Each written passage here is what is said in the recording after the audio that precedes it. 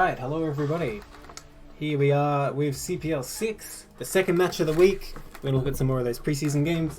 Higher level ones. I'm Neblime, and here with me we have Saetzero. Hello. I need to take a new picture for your little loading screen. Update this. Well, this is old school. You provide it, I'll change it. You know what the best thing about that background is? That it's like turn rate 10 high in the background. That's how you know it's a great game. Well, that's like a giant free-for-all. It looks like a nightmare. Yeah, it is a free-for-all, but we'll talk about that game more later. But for now, let's talk about what we're actually doing today. We got some lovely preseason games to cast. What group are we doing, Saetzero? We're doing Group 31. It's going to be an exciting group. Lots of interesting players. We got some mainstays of CPL. We got a couple names I haven't seen before, so going to be exciting. Caffeine in the chat already getting me. Says people saying Saetzero are quiet. Can anyone else confirm? I can turn him up more, I think. Also, Saetzero, I'm getting some static from your mic. Can you push to talk? I can, yes. Thank you. Just because it has a background static noise. I'm not sure what's going on there. But I think we're good. Can everyone confirm that Saetzero is not too quiet? They're going to yell at me. I can always turn you up more if they do. But I think we're good. So let's jump into our first game and not worry about it too much. Yes, it will be higher skill game, Swanky Toss. So this group is like approximately tier 1, right? So what kind of MMR range is that? That's like above 1500, right? Probably around like the 15, 16 kind of range. Okay, people in the chat, your voice has been heard. Well, it's more just one specific person actually helping me with the tech issues. People say Saetzero is quiet. I'm going to turn them up. Double the volume, you say? I'm going to explode some headset users. Well, that's all well and good for the people on the stream, but what about my ears? They don't care about you, man. You're just a workhorse to them. Oh my god. Well, if it comes to that, I can always put my headset around my neck. But I think we're alright. Let's start this game. Well, you are one specific person, because I asked everyone else, and no one else gave feedback on how he sounds, so it's just you. Don't forget to switch the overlay. Oh, don't worry, I've done this enough times. I've made that mistake enough times. Alright. In the bottom right here, in the grey, we have one specific person known as Strong Carlin as the Zerg. And the bottom left in the navy here, we have Teddy Bear as the Protoss. After getting some chat feedback from Strong Carlin, this game is going to be a great way to start it off. I did go with the headset around the neck option. I hope it's loud enough for people. Let me know if Saetzero is too loud. Well, I'll just talk. I'll enunciate. We're gonna get really in there. I hear you. I hear you and me now. Perfect. So as people know, for week 1, it's all polypoid. So every game going to be polypoid today. And we're starting with PvZ. So naturally, we're going to go through every game in the group, and everyone's going to play each other once. Yeah. Seems like there's a little kind of issue with Teddy Bear there. That probe and pylon seem a little bit late, but maybe resolved now. Well, I mean, if you think about it, if you're going to go for a Nexus... Okay, no, wait, you have to make probes. What am I thinking? Never mind. I was going to say some ridiculous things. 9 Nexus and PvZ? No. My thoughts were just like, okay, if you're going for like 11 Nexus or whatever, wouldn't it be better to get the pylon later to save your minerals, like more mining time? Then I realized, wait, you need the pylon to keep making probes. That's literally what it does. That sounds like a good Protoss buff to me. Let's just make pylons and probes free. Like, we don't need it. So the Protoss is Teddy Bear, hatchery cake. People in chat asking what MMR approximately. Like I said, I think it's above 1500, probably like around 1500 to 1700, I think is tier 1.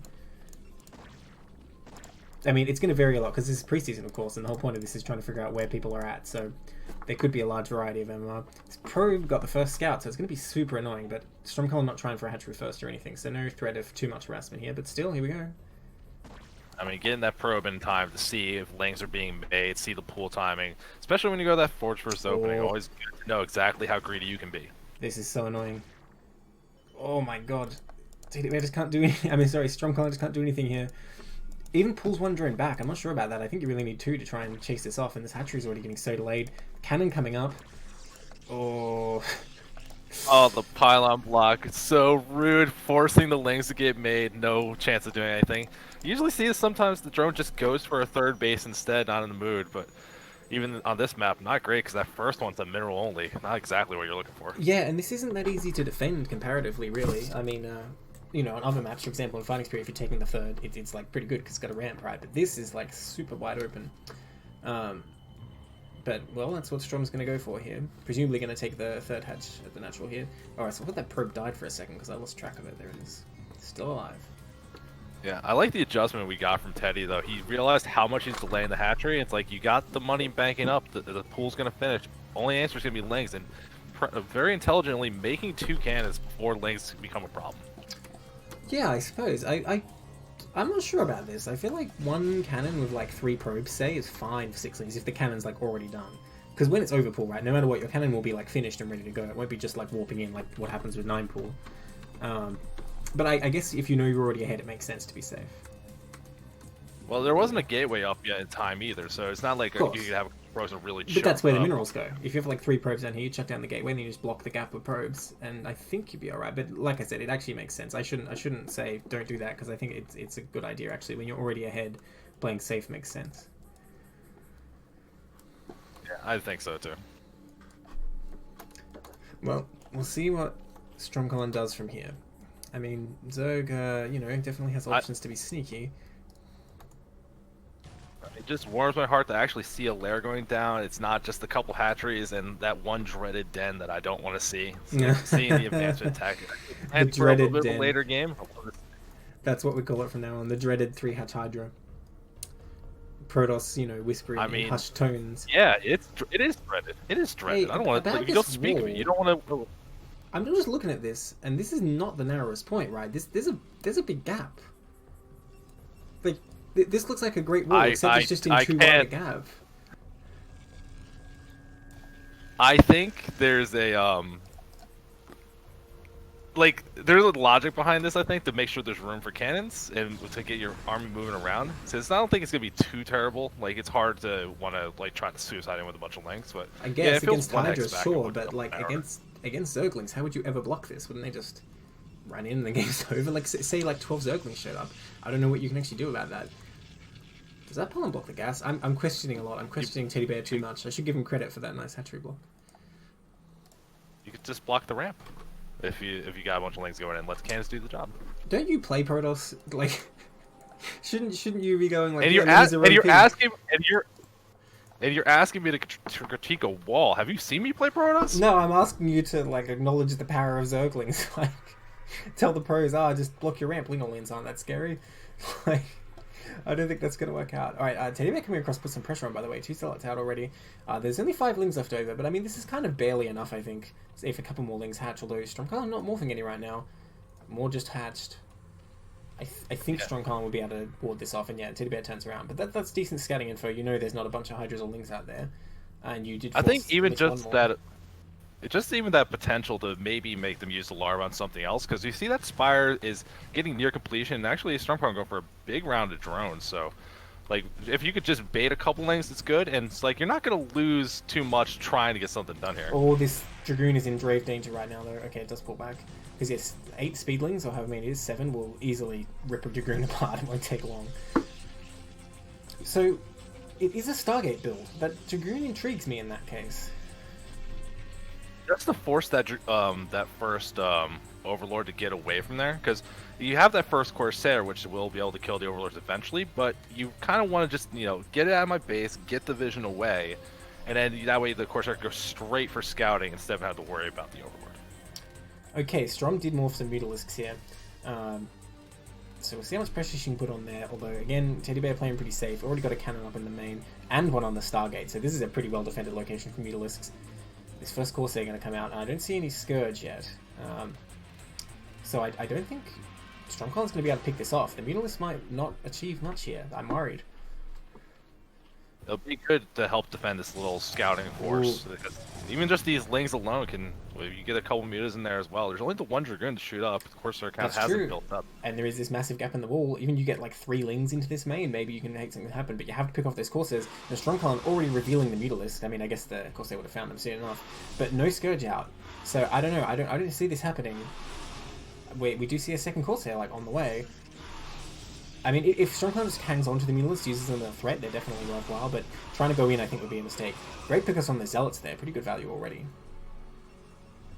All you gotta do here is Zerg is even dissuade the attack. Behind this, we got the first batch of Mutalisks and immediately just more drones. Stormcon using that. Yeah. Teddy really can't be moving out right now. The army just isn't strong enough. Going up to 5 hatch here and getting that Hydra Den. So yeah, this will just buy time. But Protoss are going to have a pretty strong timing when they come out with Storm, I think. That said, like you said, Zerg droned up pretty well, so there'll be a lot of production potential, but there will be a danger period for Zerg in this game, I think. I do think you have a little bit of time though. With the link still up at the front, you're gonna see the move out, and it's not like we're like rushing towards those really critical upgrades. Storm's on the way now, but still gonna be quite a way off. You got a little bit of time as the Zerg player. Well, naturally, Protoss needs to have like a pretty decently sized army to move out against any number of Hydralisks, because otherwise the Templar's just going to get picked off, of course. Did he get Cell Legs already? Oh no, I see it's researching now. Okay, yeah, I'm actually a little surprised to see that. Bit of a whiff there. Would have been nice just to get the one free probe and then run. That's totally worthwhile to do. But very wisely, after missing it, Strom doesn't try and go in again, she just runs away, which I think is a pretty smart move. Don't try and overstay your welcome, because yeah, these Mutalisks really are just like to threaten Protoss. And if they all die, Protoss just relaxes, you know. I mean, you see that on both sides in the matchup, honestly. The Corsairs and the Mutalisks, they're both very threatening units, and you gotta respect them, but if you throw them away in a really silly way, your opponent could just take a very large advantage quickly. Well, I think the difference is that Protoss doesn't really want to make Corsairs. Like, if you have a big fleet of Corsairs killing Overlords, yeah, I guess, but like, in general, what Protoss wants to do is make as few Corsairs as possible to counter whatever Zerg's doing in the air and then just go back to ground. Whereas Zerg, if they can make Mutalisks and not have them countered by Corsairs, then Mutalisks are a pretty goddamn good unit. Need to be careful and get pinched. Oh, I don't really care about that Overlord's life. It's like the Mutalisks I'm worried about, who are just hanging out just a screen away, but they're okay. I'm looking at these Corsairs. Hydra's getting underneath them, getting some free shots, but not going to be able to kill them. Just a little too far away. It's alright, they got shields. They're really pushing their luck, though. Okay, here we go. They're going to run. But are they going to run into these Mutalisks? They find them. Uh-oh. But they're still running. Honestly, they could vaporize these Mutalisks. I think he just wants to get some scouting numbers. He's going to run over these Hydras, too. Nice focus fire. Takes that one. See, this is the kind of thing I was saying. Like, you can't afford to throw away the units for free. If you lose a bunch of Corsairs here, and the Zerg decides, you know what, I'll make more Mutas. Like you said, you don't want to build Corsairs. You don't have to. So losing any at this point in the game, just a very dangerous situation. Yeah, Strom pulling off without Scourge, too. Look, this gets a bit hairy for Protoss. If Zerg can build up, like, 11 Mutalisks and pick off 5 Templars, and you don't have Corsairs to stop that, it becomes extremely difficult to fight the Hydra army. And we see a lot of Hydras coming out right now. Strom's powered up, she's taking that 4th base, and she's just getting her forces down the map. We see more drones than probes, which is pretty rare in this matchup, to be honest. Oh, maybe that was a Storm there, really, for no actual damage, really, so nice job there by Strom. That's the thing, these Templars, they have to either defend themselves with Storm, or use the Storm on the Hydras, and if they use it all on the Mutas, then the Hydra's just going to come in and wreck the Protoss army. This third looks very under threat right now, Strom chooses to go in. I love this move out to get out on the map, try to put some pressure on. There was a Ling that scouted that the third is up, so a couple Zealots and a Pro, they're definitely knowledge that is there, but not willing to walk up that ramp, risk taking a bunch of losses in a hard situation. Yeah, a bit of a missed opportunity there, unfortunately. Like, cancelling that Nexus would have been huge, because obviously it's not defended yet. But Strom just playing it safe. I mean, I guess you know she's in a pretty good position economically, but if Protoss gets up to like 4 bases, they can kind of produce whatever they want in terms of like a maxed army. So you have to have a very like long, turtley game plan if you're just going to allow Protoss to expand. Oh, decent Storm there. Forces these Hydras back. So far, Strom playing very conservatively, not overextending here. You know what, this army seems awfully Dragoon heavy to me. How many Zealots are even on the map? Just these 3? Definitely more than I'm used to seeing. I'm used to seeing a lot more Zealots early on, especially as you try to regain a little bit of the map control. Them being so much faster and stronger in a straight-up fight just makes it so much easier. Well, maybe Teddy Bear anticipated more Mutalisks here and was trying to prepare for that. Like, if Zerg's coming with 11 Mutalisks, you have a bunch of Goons and Corsairs, you can kill them a lot more quickly. But it may be a mistake. There are a lot of Templars out. If Strom can pick them off, come in with like a good Hydra Concave, those Goons do not last long. Okay, Zergon no upgrades at all as far as I can see, whereas Protoss on +2 attacks, so they're going to pick a fight now. This is a great timing here. Decent split by Strom though, and Storms his own Corsairs quite hard. Okay, these Mutalisks are still hanging around. Strom bringing back this army from up north. Oh, okay, a bunch of Lurkers are ready though, and I don't see an Observer in this army, so I think this will be repulsed for sure. I don't even see a This is robo. a pretty decent flank, though. Strum has a lot of units to the north that I'm not sure if Teddy's fully aware of exactly how much is up there. Yeah, maybe Strom could have dived in from all sides there. I mean, it'd be difficult to execute, and with storms, it's always risky. But this attack is definitely repelled. Where is the robo? Is there no robo? Oh, there it is. Okay, I thought It's a very stealth, but I'm trying to find. Is there an observatory yet, or did that get no, distracted? I don't believe there is an observatory. So, yeah, Protoss kind of shit out of luck trying to attack here. But that doesn't necessarily mean his army can be crushed, because, you know, lurkers are not a fast unit. When they're burrowed, you can dance away pretty easily. But that said, here they come. They're coming up here. So one Zerg army going up the ramp. These lurkers running into these dragoons and not burrowing. Oh, that's terrible for Strom. Lost two lurkers for free there. But now the Protoss army is surrounded, so now she's going to go in. Lurkers burrowing. Hydra's trying to come back down this ramp, getting bottlenecked a bit. But there is no detection. Nice storm. Oh, storms annihilate those lurkers. Still two left. More Hydras coming out. It's just there's so many Hydras on the right side, and the army being so heavily Dragoon focused, it just makes it. You're just taking so much free damage from these very cheap, effective units. Well, Protoss does survive, and presumably will be able to deny this fifth base here. I think it might have been a mistake to go up the ramp so much, because then they had to like funnel down a bit at a time. And unfortunately, like those lurkers ran in and took some damage before they even committed to the main attack. So I think it's worth it for Protoss getting over there and taking out that fifth base. I think that's all Protoss needs to do. If he can take a fourth base of his own, just deny Zerg's fifth, and that's a pretty much one game for Protoss, I think. We'll trying so hard to get up this ramp. Oh, look at that pullback. Yeah, a lot of Zerg got here. These lurkers, though, are still going to be a problem. Like, I don't see the observers really here, so it's like, actually defending these is going to be difficult. Luckily, cannons are detectors. So, I can't believe that was in range, though, right? Yeah, a little too far forward. Oh my god, that Templar. No, Templar. Okay, he's going to make it. Barely. So, now Protoss This is still just very wild to me, seeing this many Dragoons made in the mid game when it's just there isn't that zealot backbone that really makes that kind of ground army scary for a Zerg. Well, at the end of the day, Protoss is continuing to expand. Zerg has been unable to deny that. So this is actually a real problem. I think Zerg's position is becoming worse and worse. The longer that she's not able to secure a fifth base, and like I said, if Protoss goes to a fourth base, they can pretty much make the maxed army they need, no problem.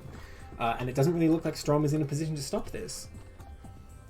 We do have the one thing, yeah, Hive Tech is going to be that big that's thing. That's a fast Hive. Yeah, it definitely came out fast, but I'm not really seeing the upgrades where it's really like, what are you doing with that other than the adrenaline gland? I mean, that's a pretty good upgrade. It is a pretty good upgrade. You're correct, but I'm wondering, like, you didn't keep up on the ground upgrade, so it's not like Lings could just hard take these zealots in a straight fight. It's still gonna be a little bit difficult. Oh god, yeah. It's really, I just don't see the pilots to break these cannons that are really defending these expansions. Bunch of zealots coming up here again to try and deny. There's no actual base here, but there's definitely the forces to protect a base if there was one. Okay, here comes some Lings to deny this expansion just in time. So this next will not go up. In fact, Protoss just cancels it instantly. That's probably wise. So Zerg is able to do that. Oh, doing the classic TVZ strategy up here. Protoss has to be careful. If his entire army gets baited into the top right, Zerg could potentially counterattack or go for a surround here. Yeah, this is a good bait. Using the lurker eggs on that ramp in the top right to just be like, I got this base, don't come up here. There's nothing up there. There's just a couple hydras trying to distract it. I assume the intention was to actually take it. It's just that she wasn't able to get a drone over there yet. I mean, I think Protoss can break it pretty easily, but is it cost efficient? Is it really worth it when there's nothing up there? It needs to burrow those. Oh my gosh. I am super intrigued to see this from a Protoss player. Researching Arbiter Recall, that's going to be a big move that you don't see in this matchup very often. That is very weird. Wow. Like, you see, there's so many Dragoons. He's going Arbiters. Maybe you really just want to play against Terran. Yeah, that's right. That's what he thinks he's doing. Why is the Observers so late, though? Lings coming up here. They're going to take out that goon pretty easily. Protoss has Look how out of position. This was our Protoss army so out of position here. This is really like risky. What could be happening with these fast Lings? Another expand going to be denied here. Protoss are able to expand his mineral only as well. These Lings actually getting in here. Well, they do get taken out, but I mean, they're pretty efficient to be honest, and we can see how much minerals Zerg has as opposed to gas, so I think trading Lings for like cannons is totally fine for Zerg. Okay, the Protoss army is streaming back over. Zerg's production is non-stop. Look at the amount of Lings coming out here. This is not really the way you want to be moving your cross arm across the map. These very piecemeal, all straight lines. This well, are still pretty together. It could get dangerous, but ultimately there's not that much Zerg here, so Protoss will be fine. Just small groups of Lings running over, see what they can get, but the whole army's going to be concentrated now. So these Lings wisely take a detour. Oh, get those Templar. Nope. Off they go. Okay, Protoss recentering. So Zerg going to once again try and take this top right. So tell me, 4 base versus 3 base. 4 base Zerg. Does Protoss win that? Or does Zerg I feel comfortable as Protoss in this situation, because even like on 2 base, if you have like even a mid game, if you can keep the Zerg off that 4th base, it feels good. So like Protoss already have that 3rd base up and running. It feels pretty good here, but the tech from Star Collins is gonna get dangerous. And the tech, yes, but the upgrades, no. Protoss on 3-1, whereas Zerg just has +2 missile, and that's the only upgrade Zerg has yet. Oh my god, these storms, yeah. But the army for Protoss not that big here. I don't think it's enough to get in here. This is a pretty well defended location. Well, it depends how many storms there are, I suppose. Yeah, never gonna doubt how much damage you can do from a storm.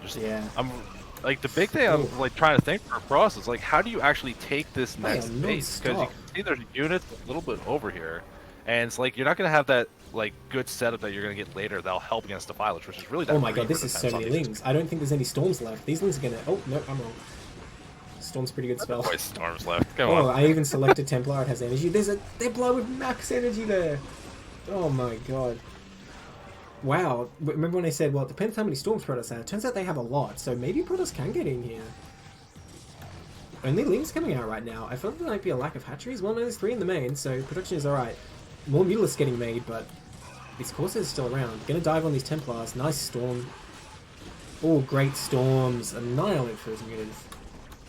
I mean, even if this army keeps getting like held right here, because you see the Protoss army slowly whittling down. This is the opportunity Stormcaller needed to get that base up in the top right, finally running. There's not a lot of units there to defend it, but that would give him just enough time where maybe he can get that nice canal and start getting that established. Well, that's if Protoss doesn't break through this location. I mean, you're right, the Protoss army is getting whittled down, but so are the Zerg defenses. I don't know.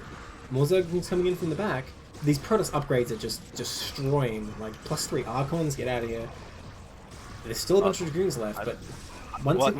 it's all Dragoons here, and we saw that Defiler Mount get finished. I haven't seen a single Dark Swarm, which is really the tragedy of why this army is still alive right now. Yeah, I think Consumer's even done. But meanwhile, Protoss is expanding to 6 o'clock and the mineral only. And this army's still not dealt with.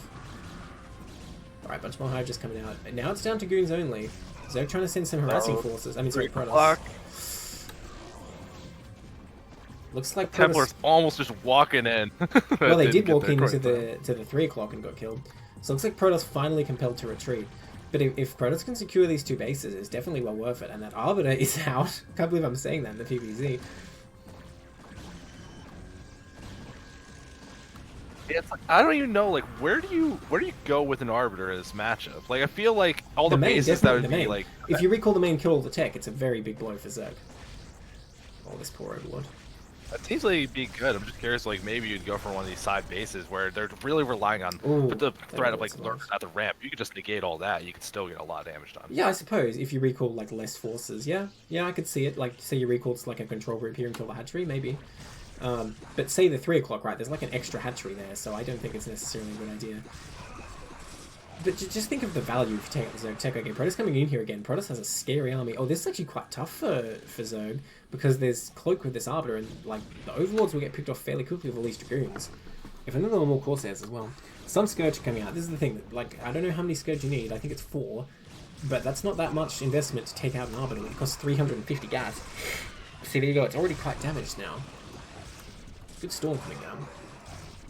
Still without Dark Swarm in these fights, though, you're fighting this Protoss army, and the upgrades are very significant at this point. Even kept up in the armor and shield upgrades a decent amount, versus the Protoss, which is really kind of neglecting too much. Like, the Lings don't have the attack upgrades, which is, like, just getting Dark Swarm and that in the mix feels like it'd be good here. Well, Zerg struggling to bring enough forces to bear to repel this, but looks like they will manage it. Meanwhile, this 5th base does have some drones at it now. Like, there's a token defense. If the whole Protoss army went up there, it would definitely die. But Protoss has secured the 6 o'clock and the mineral only, and that might be all Protoss needs to win here. Like, that's a lot of resources Protoss has access to right now. Whereas Zerg, you know, only just taking that 5th base, and even then it's being harassed by a single Dragoon somehow. Ooh, a bunch more locust morphing. It's just a weird spot you don't really see PvZs get into, like between the units and like where the bases are actually. Like Protoss expanding so close to the Zerg like this, with like half the map still kind of untaken. I'm a little surprised and curious, like what's going to be the move to really break this? Because Stormcloud's still just really leaning very heavily on lurkers. Don't pretend you don't know the answer to that, my friend. Look at this Arbiter. You know what the move is that's going to break this. Here we go. Oh my god, it's getting right in there. There's no turrets or anything like Terran, so you can just get right on top. There's no energy though. Look, it's 85 energy. That's not enough to do anything. You're looking at the wrong Arbiter, my friend. You're looking at the wrong Arbiter. You're absolutely right. There's multiple Arbiters. Good thing I'm observing, eh? Well, I mean, it's cloaking those dudes, so yeah, all those drones getting picked off. You know, it's mostly Dragoons here, but where are the Overlords? Here they come. I think this Protoss force will get cleaned up, but maybe he can focus the Hive. That would actually be a huge deal. It's getting low. Can he take it out? Oh my gosh, I think it's going to fall. It seems like it certainly will. Oh my gosh, there goes the Hive, and the Defiling Mound died, so Zerg cannot remake that. Zerg cannot upgrade +3, Zerg cannot make Ultras. Like, that's a pretty huge pick-off. I think that was well worth it. And like I said, meanwhile, all the drones got picked off at the 5th. Still just drones hatching there. Well, Protoss Army did get wiped, but with this 4th and 5th base up, I think Protoss can really actually afford to just remax. Maybe if not remax, but repower. Yeah, really the only thing that would slow down the process, it's like, for as long as this game's gone, how many bases were taken, there isn't a whole lot of gateways actually made. Yeah, you're right about that. It's very neat to just have one long line of gateways, but I'm afraid that's not quite enough. But this 5th is going to fall, I think. Zerg Midas got killed, so there's no way to get up there. No way to get in here with all these cannons without Dark Swarm. Even a Storm, just to make sure. Yeah, I think like that's kind of been the story of this game, though. Just like a couple Dark Swarms really would change it, especially relying so heavily on cannon defense. That's the big reason that like Protoss can get scared late in the game.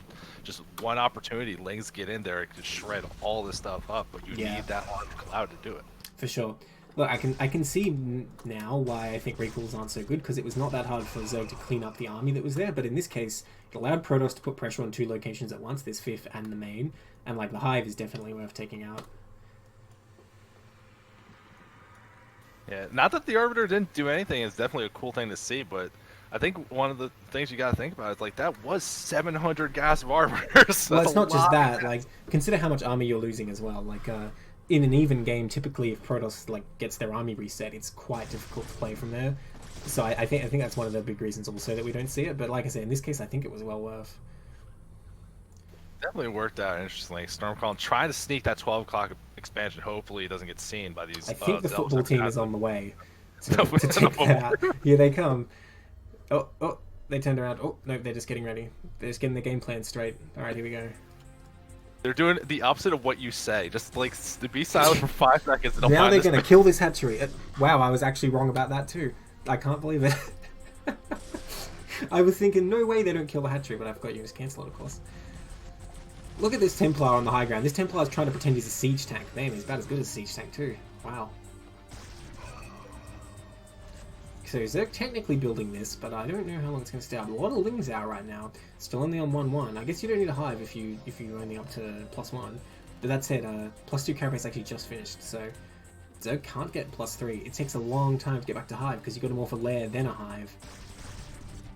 Yeah, but I mean, there's still a lot of lurkers on the field here, and considering the Protoss army, regardless of like what stage in the game, it's still going to be mostly a ground army. Lurkers, you just need that 1 second where you misstep your army or walk into a fight you shouldn't have, and they can just that Storm, almost perfect, but not quite. Needed to be like 1 pixel higher, so this hatchery will live. But here comes the main Zerg army. All these lurkers need to get spread and burrowed. Oh my god. Well, there's no Templars here actually. You just burrow these. Strong burrow. Okay, well maybe it's wise to run away. I don't know if this is good or bad for Protoss. I guess it's good. Yeah, no, they annihilated those. Huh?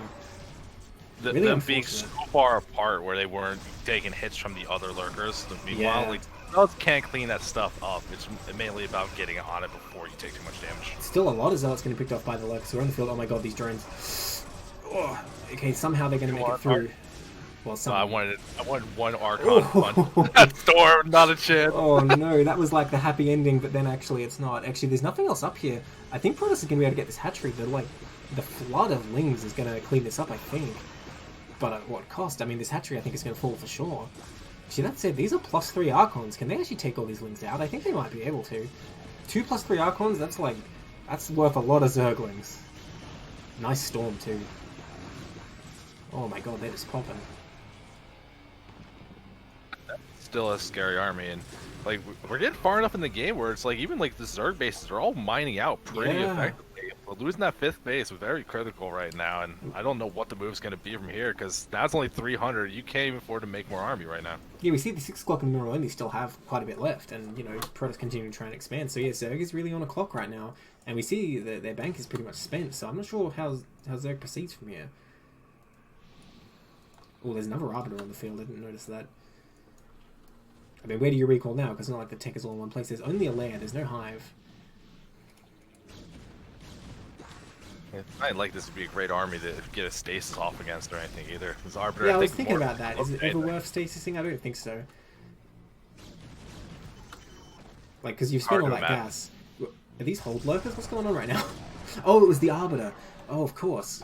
The Arbiter was cloaking and they didn't see the Protoss army until it was right on top of them, literally. Like you don't remember that Arbiter's cloak units. I'm sure you get mad enough about that. Well, you know, you'd watch me play TVP and you'd think I don't know that because I keep running my army into cloaked Protoss armies and losing it. Oh my god, these drones are in the wrong place. Even like this small... Even just this small force here, if you're taking... The drones are trying to, like, move up here and there's just... Oh, the stasis of the Overlord to stop the detection. There's another one just over work? there. I don't think that works. It does. It does stop them detecting, but there's another one just over there, so it doesn't even matter. GG. Wow, what a wild game. That's definitely a fun one. Good one to start the night off with. Yeah, that's an interesting approach by both players. Both players taking it, like, kind of, I don't know, like, arm's length, I guess. And not to say it was a bad decision by either of them. It's just, you know, interesting to see it like that. Yeah, I think the Protoss making that decision to get that 3rd base up it seemed like very quickly, even like before the army was really putting the Zerg back, they made a priority to get that base up, made a big difference. Okay, alright, let's try and remember. I'm not going to keep track, but Teddy Bear's 1-1. I'm going to trust people in the chat to remember that.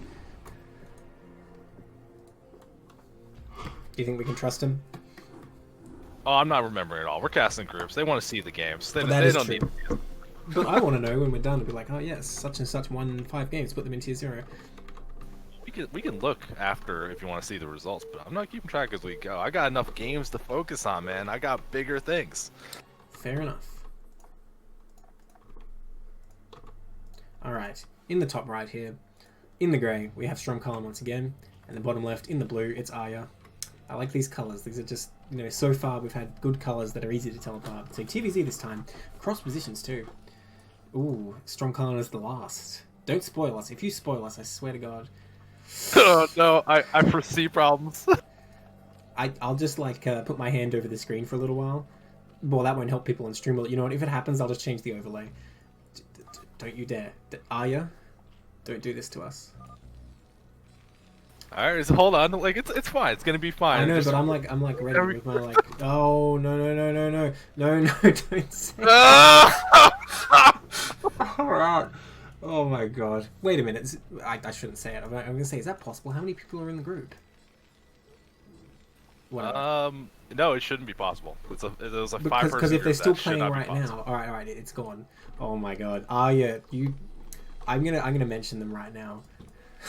How dare you? It's okay. We're gonna Fantastic. Look, you can hear the angry typing. So much disappointment right now. Right. You hear my rage. Alright, I did change the overlay back, didn't I? Yes, I did. Oh my god. I'm sorry, people in the chat. Like, he's just out to ruin your day. He's out to get you. I mean, it might be fine. It might be okay. It might be okay. NCX saying he wants to fake spoilers matches. Yeah, do that. That's great. Because we'll think, oh, damn that NCX, but then we'll be surprised. It'll be even better. Alright, Stromco's going for that first here. Pretty normal so far. Oh I just love the approach we have people in chat. Someone's like, I want to fake spoil matches to be a troll. And Strom's like, I want to spoil matches so you don't cast them anymore. Oh, okay, so the best thing anyone's ever done in like chat and a replay is Intact played this one game where he won, and after his opponent left, he typed easy, so we only saw it when we got around to casting it. That was pretty good. Funny. Alright, so we're not seeing anything too unusual for both players while we are talking about the hilarious chat that happened at the beginning. We got hatchery first opening, gas pool, all the kind of stuff you're expecting. I actually don't know offhand if Stormcrawl's one of those 2-hatch players that gets all the action going, or if they're going to do that classic 3-hatch. Well, this is definitely going to be a 2-hatch build, I tell you. Either that or a Ling all-in. Those are the only two options right now, because we see that gas coming up. And, you know, like everyone these days is doing 2-hatch. 3-hatch is just, I don't know, the old school build now. But it's a relic of a past. I swear when I started playing it was the other way around, that like 3-hatch is the modern build, 2-hatch is the old school build, but now it's switched again. 2-hatch is just what you do. Now there's the eternal question of what turn rate was this played at? If Zerg starts making lurkers, do we make a guess? Well, I have the hot inside scoop that there were some cross-region games by someone involved in this game. One specific person, shall we say. Alright, getting the second rack. So it's going to be a pretty typical 2-hatch versus bio game. I'm pretty sure this is going to be Mutalisk. But I could be wrong. Well, you got a little bit of time left on that lair before you would start the Hydra Den. Although, while the scout's still in there, even if you wanted to go Lurker, you wouldn't just slam it right in the face and go over the time. I think that's right. You can try and hide it, the natural or what have you, but sometimes it's just not possible, because if Terran keeps the SCV alive long enough, and they know that there should be a Hatchery Den by now, they can just mineral walk past the natural and they will see it. But he's leaving a bit early, in my opinion. But it's saw enough, really. Saw that it's not going to be a Ling all in, but I still like keeping it in the main as long as you can. But it will be Muta at this rate. Link speed coming up. Zerg, of course, always has the option to make a bunch of Lings as their layer's finishing and suddenly show up at the Terran base, but was that bunker going down already? So everything looking pretty normal. What is this SCV doing right now? Is that just the camera? Okay, that was weird. I don't know if like people saw that on stream, but like the scrolling was messing up. I don't know if the SCV was moving weird or... it doesn't matter. Yeah, not really quite sure. We are seeing the spire going down, and this, so we're gonna... yeah, I'm gonna keep track of that SCV, see if he makes it. If only you could hotkey things in replays. That would actually be really interesting. I don't know if I think you can set camera hotkeys, but you can't hotkey units. Which is quite unfortunate. I'm gonna have to select something else soon, but I really don't want to. I want to see this SCV's story. The story of the game, while you're following the SCV, we do have the Academy on about nearing completion. The third Rax is starting under production as well, and that Spire is pretty far along the way done. So I'm still not even seeing an eBay being started. So I'm a little worried, just making sure that it gets started so it gets turrets. This is very sneaky. So you see what Stormcrawler is doing here. She's not taking the main, she's taking the natural. So Terran, of course, is expecting a third. But usually you would scan the main, because Zerg always takes the main to protect the ramp of lurkers. So if you take the natural, even though it's like undefendable, if Terran doesn't know it's there, because they just keep scanning the main, then it can work pretty well. And like I've definitely made that mistake in TVZs where I'm thinking, oh, where's the base? Where's the base? And I don't find it, and then after the game I look, it's actually just at the natural the whole time. So I like that kind of move. Very sneaky. But if it gets found out, you can't really save it. Like Terran's just going to come in there with Marines and nothing you can do. Is this a little too late on the eBay? Just getting started now when Mews are about to hatch. Oh my gosh, yeah. Is it dangerous? Well, the thing is, Terran's coming across with a stim timing here, so you can force the Mutalisk to deal with your army instead. So I don't think Terran will suffer from this, but it does limit Terran's options. And suppose there was a bunch of Lings that killed all your Marines and Medics, then you would actually just lose the game here. But as it stands, I think, you know, Stormcloud is doing the typical thing of just getting the 6 Mutalisks right away, and has to deal with this army with them. The army running right to him, so sees them and sees that they're not moving across the map. Now the Terran gets the knowledge inside. Picking up a couple of the stragglers at the back, good opportunity here to take this army and make it a little bit weaker. Yeah, ultimately I think this is still bad for Terran, because this army's going to get picked off, right? Like, it would have been better if he had the eBay and was able to sit at home, or if he came across, like, just before Mutalisk maybe and did some damage. But as it stands, this is just, like, a bunch of free Marines and Medics for the Zerg. Oh, loses one Mutalisk, though. But still, that's well worth it. I mean, cleaning all that up. Especially the first 2 medics, that's a big deal. And this third, finished. Yeah, Strongpow's still leaning into Mutalisk. This is going to get him up to 11. I'm curious if it's going to be more after this, really going in. It Oh, actually yes it upgrades to is. a +1. This Yes could it is, because yeah, just as you say, we just see that +1. And yeah, this is fairly popular these days. It like just keeps making Mutalisks and says to Terran what you're going to do about it. Especially losing that first Bioforce, it becomes tricky for Terran. You know, it's actually better in this scenario to go for like really fast Vessel, but with the third barracks already, it's not going to be super fast. getting in just in time to stop the charge getting made over the production, really pinning back this army, see if there's going to be angles to start whittling this down a little bit. There's some decent Muni Micro, but you got to be really careful when there's that much bio there. Like, I don't know if it's worth to keep trying here. I suppose if you're sticking with mutas and only mutas... Oh, wow, getting flanked there by that rally point, unfortunately. Yeah, Strom just needs to back off, I think, and wait for reinforcements. 5 more mutas in production, so definitely leaning into it. And that third base that was taken so early, still not saturated with drones. A little bit unfortunate there. Yeah, definitely could have transferred some. Like, when you take out this Terran force here, that's your, like, ticket to have map control and just transfer drones, which can be a huge deal. Like, I think if Zerg gets his third up, like, on time and transfers drones sort of right away, it's an excellent position for Zerg. I mean, that said, focusing a lot. Sorry, you go. Well, I was gonna say we've been focusing a lot on the Zerg, but very quietly, Arya's army very intimidating. Having 3 racks so early in this game, really getting that macro up, and this army, like, no joke. Even though maybe a little dangerous, but it feels like they're controlling it pretty well. Yeah, honestly, Arya's macro is really good.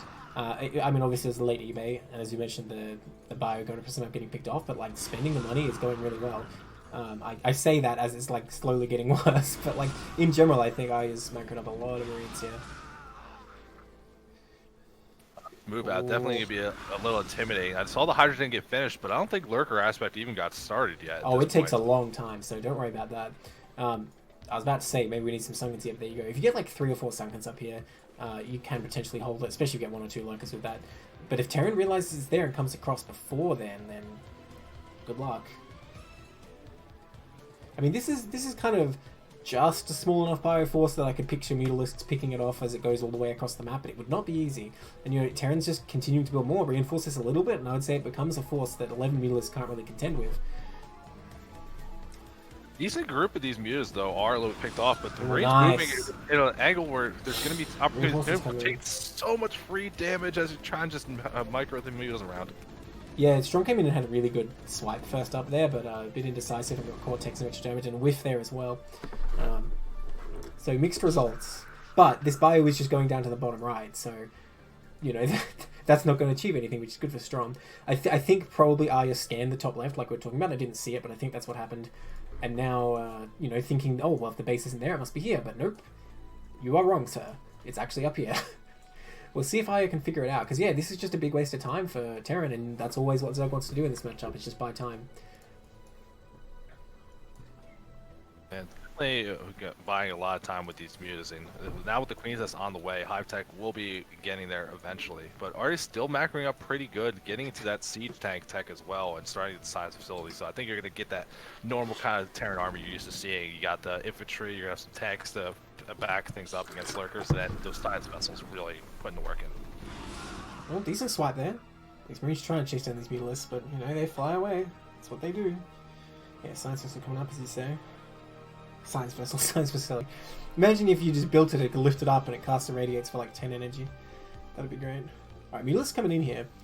Got a request to check Terran upgrades. The +1 weapons is about to finish, I will in a moment. So it's going to be 1-0. Yeah, that must be +1 because the facility only just built. So Strong throwing these Mutalisks away. I don't dislike this because as soon as a vessel pops out, they become less valuable. But I feel like it could be done more efficiently. Like if you try and hit these depots away from the turrets or whatever. If you have to trade them off, try and trade them as best you can. And we do have Lurkers finished as well. So yeah, as we were saying, Terran upgrades +1 just done. But did start +2 right on time. Zerg I don't believe has an Evo, so... Oh, there it is, it's building right now. Terran should be able to get that +2 before Zerg, for sure. Hoping that Terran, with this move out, managed to get some damage done. We've been complimenting Arya having a good macro, getting this scary army, but that SCV count has not grown, and it feels like ages. It's been at that low 30s, high 20s for at least 5 minutes now. Well, that's the thing. We're going to hit this 3 tank, 1 vessel timing, right? And that's Terran's ticket to win, basically. If they don't do massive damage with that, they are in a terrible spot. And the problem is Terran still doesn't know where this third is. Of course, if you come across and kill the natural, it's just as good, but it's so much further. And I don't think Arya's been able to figure out about this. I'm surprised Arya didn't scan the 3 o'clock at all, because that's a pretty popular location as well. It's definitely still a very intimidating army. It's going to hit before Hive's even finished, so Defilers are not going to be able to assist in the defense of this push. So this is like, it sounds like one of those, oh, they don't have a third. It could be a real problem here, but this is a lot of Terran army right here. Yeah, I mean, there's only like, what, 2 lurkers here? 3? Okay, fair enough. But like, what are you going to do against these tanks? Defilers are nowhere near. The Hive is done, but like, I don't see the mound anywhere, do you? I do not. That Hive literally just finished recently, adding on hatcheries both at the expansion and in the main, going up for that big macro swing. This might be hitting at the perfect time. Actually, can Terran just get in here? I mean, I know it's 3 stacked lurkers, but is that even enough? Okay, there's no armor upgrade for Terran, actually, so with those extra lurkers as well, I think you have to use the tanks. The Mutilist's just getting melted there. I believe they were trying to buy some time for the Scourge, but it does not work. Terran's trying to come in here, but those lurkers doing mad work. Oh Finally a siege of these tanks. This is ridiculous how long that was taking, but still being able to bust through all these defenses, down to 1 lurker in this natural, and too much of this army still alive. I don't know how you can stop this from doing very critical damage. Yeah, I think this is just going to be game, because you know, you have what, like 6 springs left over. That's enough. Oh, that Sunken finishes. Tries its best. Ultra Cavern coming up, but there's no time for that. And, you know, Terran almost finishing +2. Great upgrades here. Ooh, where's the medics? Oh, even dematrixing a tank and lurkers trying to take it out. Medics walking up the ramp right now. There's more medics than Marines. They're going to be so unkillable with any small amount of units you have spawning. Yeah, I think this is just critical damage going down right here. Even that Evo's probably get taken out. Oh, that lurker almost burrowed. There probably would have been a scan, but it's a shame. I mean, Zerg still has these expansions, but if you lose the tech in the main, there's not much you can do, especially with Terran expanding to this third. GG. Well, I think that was like a very sort of fundamental, I suppose, TVZ. We saw the very typical like 3 tank 1 vessel push, and we saw that if you don't have Defilers out, there's really not much you can do against that. Really got to hit that Defiler timing super fast to hold that kind of push. Not having the tech there, just not having, like, it feels like when you go big on Mutalists like that, it's a very finesse that you gotta really get the value, and we saw a lot of attempts at the micro to pick off some of the units. It just didn't do enough, it felt like. Yeah, well, in my opinion, you just need to make more Mutalists than that, and just keep putting the pressure on Terran. Like, you want them to be in their base trying to, like, keep rebuilding turrets and, like, losing bio in there, because if you delay your lurkers and then your hive subsequently, this is what happens to you. Shout out for the sneaky third base there, that was very good. Alright, in the bottom left, in the blue, it's Arya. And the top left, in the other blue, goddammit, it's Teddy Bear. Oh, is it? No, it's melee, I can't shift tab. Yeah, so no, I checked it immediately. I'm like, maybe? Like, no. If only. It's alright, it's Protoss vs. Terran, at least it's not a mirror, so we'll be alright. I think we have a little bit of time. Public service announcement. If you play top versus bottom, you can let us alt-tab the red versus blue. So you can pick whatever colors you want. Top versus bottom, the official game mode of ladder. I'm trying to sell it, you know. If it's good enough for Blizzard. Well, I don't know if we're going to go if it's good enough for Blizzard in terms of StarCraft. They have to sit sometimes. They put plasma in the pool, man. I don't know. I mean, ASL put plasma in the pool.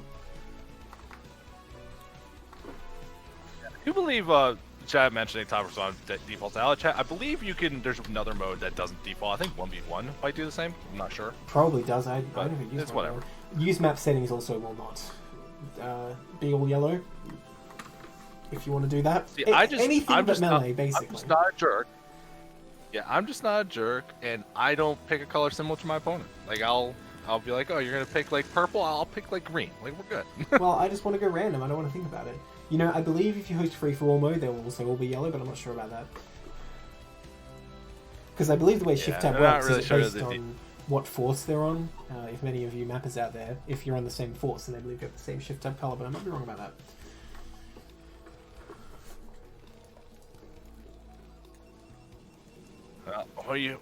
We found an opportunity to talk about nonsense while we were waiting for literally the most standard thing you're gonna see. That's what casting's all about. Which actually, Excuse me? Do you call this standard?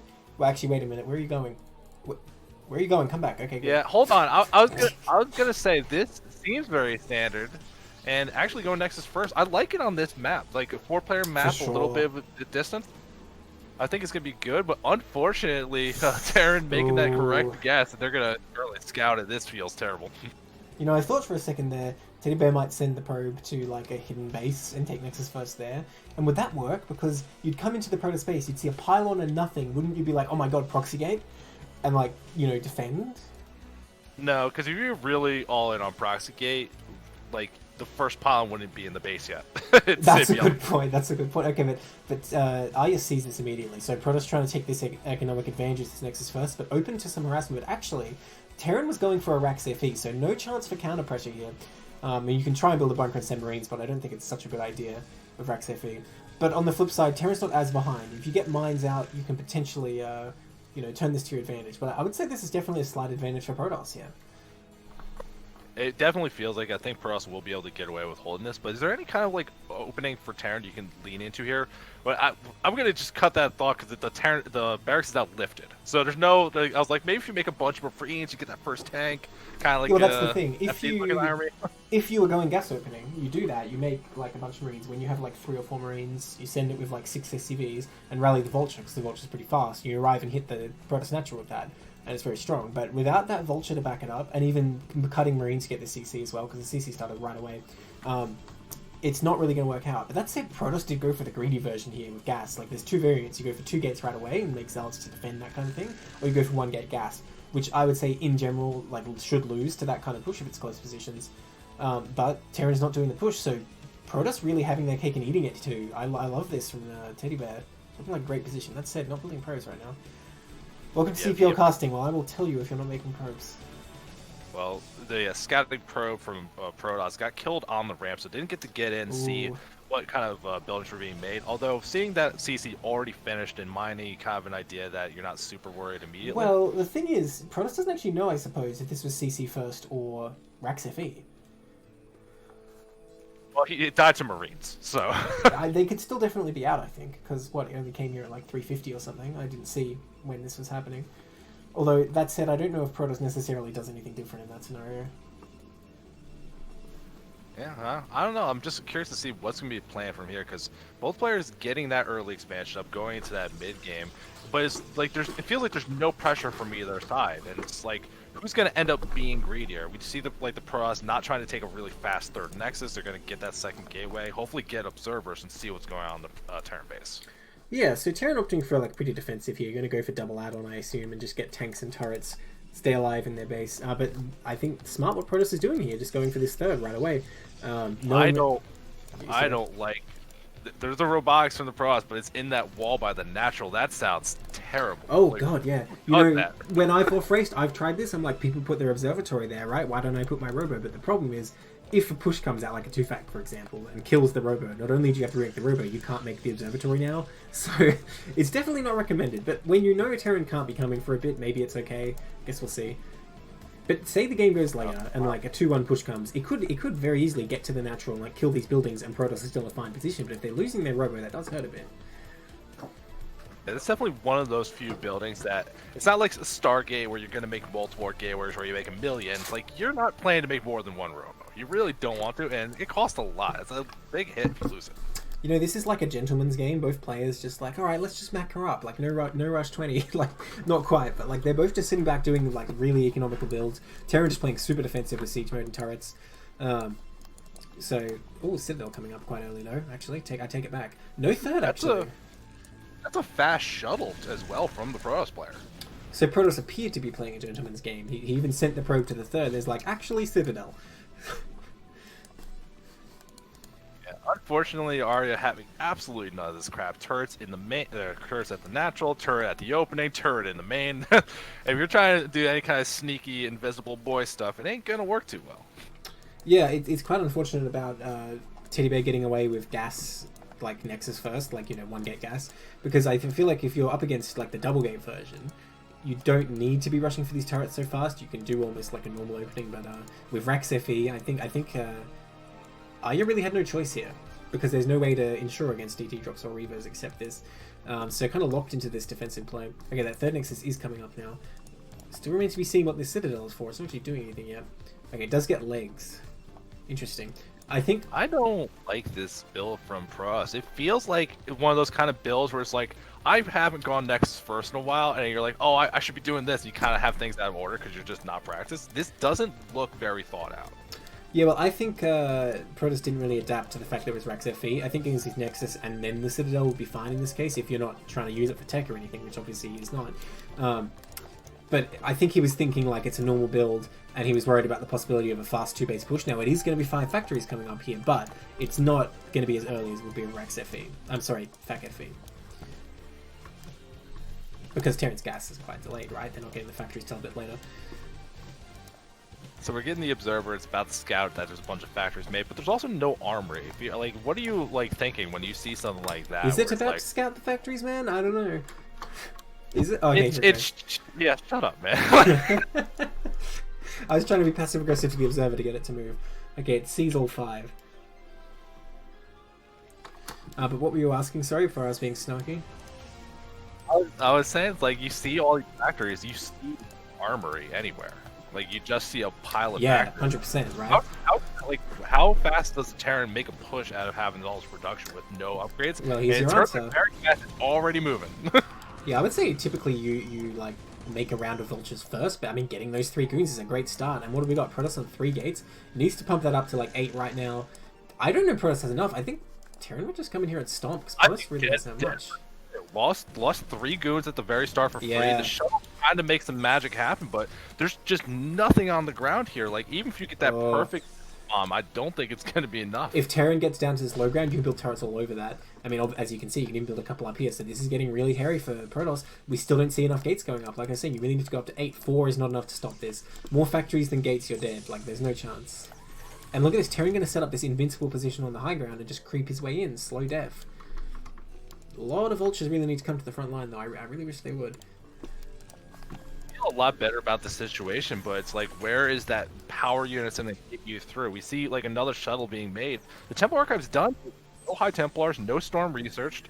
You don't have that big punch that might be able to turn this fight. You're just going to rely on your low gateway count, and I think, given that Terran's on a high ground, you're already in trouble. Okay, the vulture's finally en route. If all those vultures were here, I'd say Terran doesn't even need to siege, but as it stands, these tanks are actually getting caught pretty badly because they advanced into Zealots unsieged and then sieged up halfway through the fight with no vulture backup. The reinforcements finally arriving, but all the tanks are dead.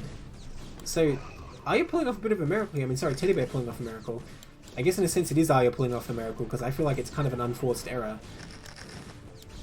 Ooh. I mean, I get that you're trying to take out these goons of the mines. That was an unfortunate drag. Killed all those vultures. And Arya GG's, knowing this push is not going to do anything now. No armory coming up. No recourse from here. Fortunate to see the game play out that way. Arya very good position for a very extended period of time.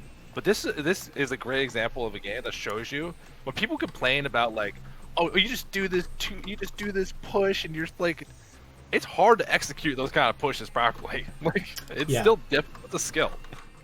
As Arya says in the chat, forgot to put the vultures with the army. Definitely true. I'd say one thing you can do to help yourself from making this kind of error is when you decide if you're going to move forward or not. If you're looking at this and you're saying, okay, well, I have only tanks here, that's when you're just sitting tight, like using the position you have to keep your army alive while you reinforce. Then when the vultures arrive, try and step forward. But again, I'd say another like kind of fundamental game where we demonstrated why Terran needs siege mode, and also vultures. I love when these CPL games have like those very teachable moments. Just absolutely, it's educational. Hey, it happens one time, hopefully never again.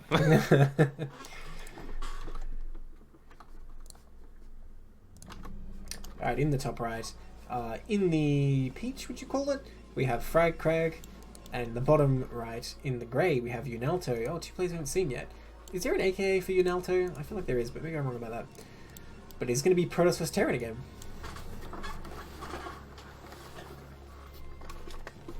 Are you looking for the AKA right now? Yes, I am. That's Rem. That's Rem the Mean Lord. Right? I thought so. I didn't think that there was anyone called Unalto. There you go. That makes sense. Rem the Mean Lord. It's not Rem Mean Lord. It's just Rem the Mean Lord. Gotta pay due respect to the Lord, I guess. pose, like all I know about Rem is they at like 40 times every time. Very true. So I'm curious to see how this game's gonna play out, especially when you see like we go from it's same map, it's the same matchup, but two very different players that might have a completely different style. I love just seeing that comparison of how the game can get played so back to back like this. Yeah, you know, the funny thing about last game, I really liked Arya's game plan. Going Rax FE into a 2-base push is very strong, I think. Obviously, Nexus has complicated things, but I still think it looked good. Whereas I really thought the Protoss game plan didn't look that good.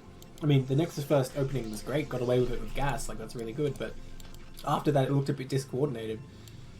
So I wonder if we'll see anything different here if, you know, both players will look more or less coordinated. Well, already seeing that the Protoss not going Nexus first, getting a gateway. Oh, dude. I think this is a Rax FE again. I'm pretty sure. Because why else would you put this down here? Yeah, I like this kind of stuff where you get just like Eric's like or Rax in a bunker to just defend things without the gas and get things moving quickly. I feel like you see a lot of people do factory, and there's nothing wrong with that, but like mixing it up, throwing out that different kind of build, and just making sure, hey, you probably play against the other thing a lot. Do you know what to do against this? And it's like, yeah, for sure. That. I mean, the reason we see it less these days is because of the proxy Reaver build that's being pioneered. It's quite difficult to hold. Of course, if you find it, you can just sometimes shut it down. But yeah, it definitely Rax FE has become less popular in the pro scene of late. Become popular in the pro scene. If you can pull it off, though, it's definitely a fine opening. Both players feeling real great about getting that first scout. You're going to be able to get the probe in the base before it gets locked out, I think. Was I wrong about this? He did take a gas, actually. Okay, I'm very confused about why he put the Rax down here, then. Because against proxy, this is going to be really, really bad to a position for the Rax. Like, this is not going to be good. Because you have nowhere to run Marine through. I don't believe you can run them through the cliff there, and Zealots can't follow. So if Zealots just come in, I don't know what you're going to do about that. The advantage to having a forward Rax to help punish if they go next. That's just a I suppose, but if you're thinking that, then why not just go 8 Rax? Because the way I see it is, it really is like a black and white thing here, where you're saying like, I will die to proxy Rax, but I will punish Nexus first, or I will play normally and I'll be fine. Say proxy Rax, I meant proxy gate, sorry, or I'll play normally and be fine against proxy gate. Because suppose you put a proxy 8 Rax in the center and your opponent, oh nice eBay block, your opponent is doing like aggressive gateway placement. That's pretty bad for the Terran. Like, I think you have pretty much no chance to survive. But I think it's pretty much the same with this, where if Protoss is doing like center gate, I don't really think Terran is going to survive either. So you might as well go out and put an 8 Rax in the center so you have maximum advantage versus Nexus first, if you're going to sacrifice any chance of surviving proxy. That makes sense to me. Although that E block, that's just the rudest kind of thing. I just hate that so much. It makes so much sense though, especially if it feels like you get a 4-player macro map like this. That one gateway, you get the Nexus up, you're gonna go like fast robo to see what's going on. I kind of like conservative economic build. It just disrupts it in such a meaningful way. You know, one thing about this barracks next to the bunker is very good. You can use that to defend your tanks very well, but you don't have to build it there. You can just float it down. I think it's much more reliable. Okay, these goons, they look so awkward just then. When you watching those goons move, I don't know what it was about them, but they just look like the dumbest unit. I know, but you could just really see it at that moment. Like, you could see their IQ score was pretty low just watching them. I don't know. I know if I was there, I'd be doing siege things on this, because they have all that ridge right outside this natural. Just put siege tanks in the most spots.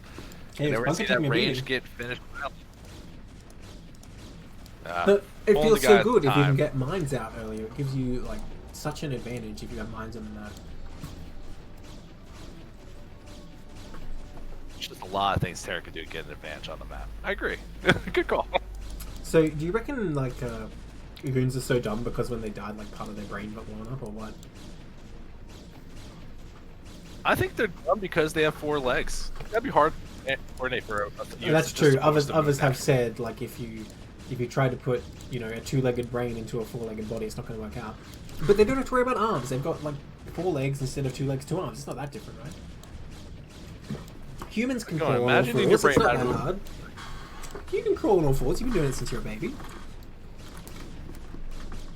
Ooh, Protoss getting the Reaver here, by the way. Love this kind of play. It's that opportunity where, as long as you don't lose the Reaver, it's not very big commitment to like go for the shot, see what you can do. And if you get out, don't do it, it's fine. But maybe you kill everything.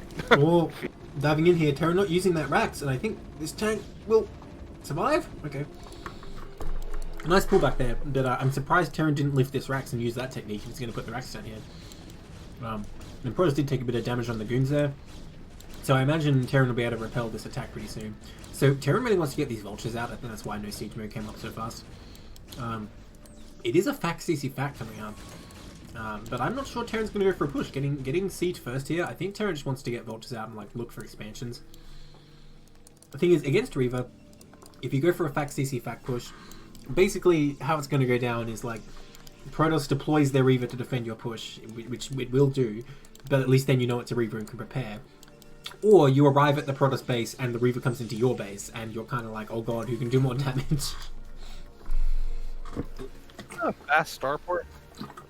Yes, it is, for sure. And that's going to be very effective against a Reaver, but there's not enough time. Because the Reaver, I think, will arrive before Wraith can come out. That said, it does put a clock on the Reaver. You know, if you have your ground forces just underneath the shuttle, daring them to drop, and the Protoss knows that Wraith is building, usually they have to leave. Bring in that goon, though. Because this is metagame right here, right? Normally, Protoss brings a Zealot because of siege tanks, but in the last, couple of years, this Wraith has become like a very popular counter to Wraith, so now we see Protoss bringing the goon pretty much all the time. Because obviously one goon smashes a Wraith. Can't imagine a more place than Goon versus Wraith. That'd be so great. What about like a battle cruiser versus a Wraith? Actually, that might not even be as bad as a goon versus a Wraith. Now I think about it. At least the Wraith will do some damage to that. Oh, I know. Control tower on the way, so I think the plan is to drop. This is going to be very good, even when the Protoss gets in here. That you'll see the Wraith that might be able to reflect it, but seeing this control tower so fast, you gotta be expecting a dropship. Oh my god. Oh, okay, SCV's pulled. Very good. Good reactions. Good reactions. Well, gets his one SCV, gets his pound of flesh. Does he just leave now? Going for those vultures, I think that was shot at. Oh, he gets one. Oh, nice hit there. Let's go for that. Nice. Oh, that down. Good job. Let's get it. Wraith has not started, by the way. Bit of a sluggish reaction here from Rem. But I wouldn't drop here. This seems unwise, to be honest. Maybe you can get a shot off, but at what cost? Okay, gonna fly through here. It is dropping. Oh. Yeah, I don't think this is worth. Although, then again, there's a lot of SCVs there. Oh my god, I could not kill the few. How many did that That is worth now. Okay, now it's worth. Fair enough. Looked like 5 or 6. One shot. And then there was that Plus other shot that with like 2 or 3, yeah. Well, look at the SCV count versus probe count right now. Whoops, accidentally vision off. I think that was pretty good actually. Now we do have to while it's happening, it's not like Frag King wasn't getting a bunch of the stuff. He's still making lots of units. Got that third base online. They're actually transferring probes, having great map control here, and slow down that armory, which every little second counts when if you're facing some kind of big power to push. Yeah, that's a really good move by Crag to be expanding to third behind this, because Terran can't get out there. But like I was saying, man, if you get mines out early, what's Protoss going to do? He delayed obs for this this Reaver, right? So it would have been pretty tough for him to do anything about that. But yeah, quite unfortunate for Rem here, but the counter drop potentially can do damage. Yeah, so we're going to see.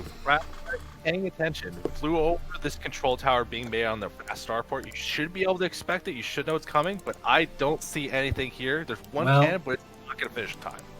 Yeah, it's the right idea, but not quite in time, as you say. I think 4 vultures kills probes as fast or faster than the Reaver, but it just doesn't look the same, It doesn't kill any, it focuses on the cannon, though,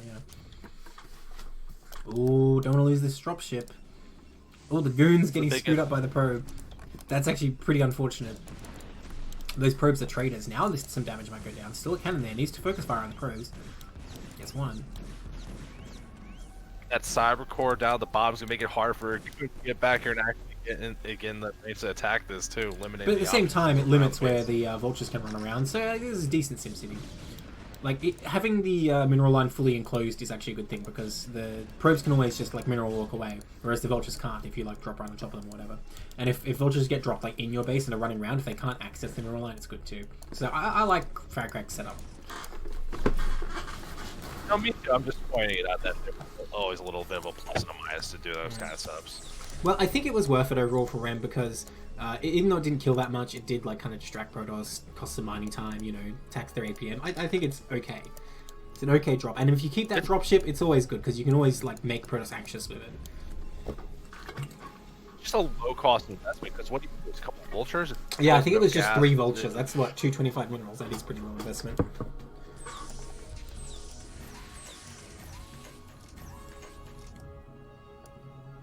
So yeah, definitely. See though, Protoss powering up, adding on those extra, starting to add on some extra gateways, and finally going into that Templar tech. We'll see if the Stargate's there to pair with it and go for.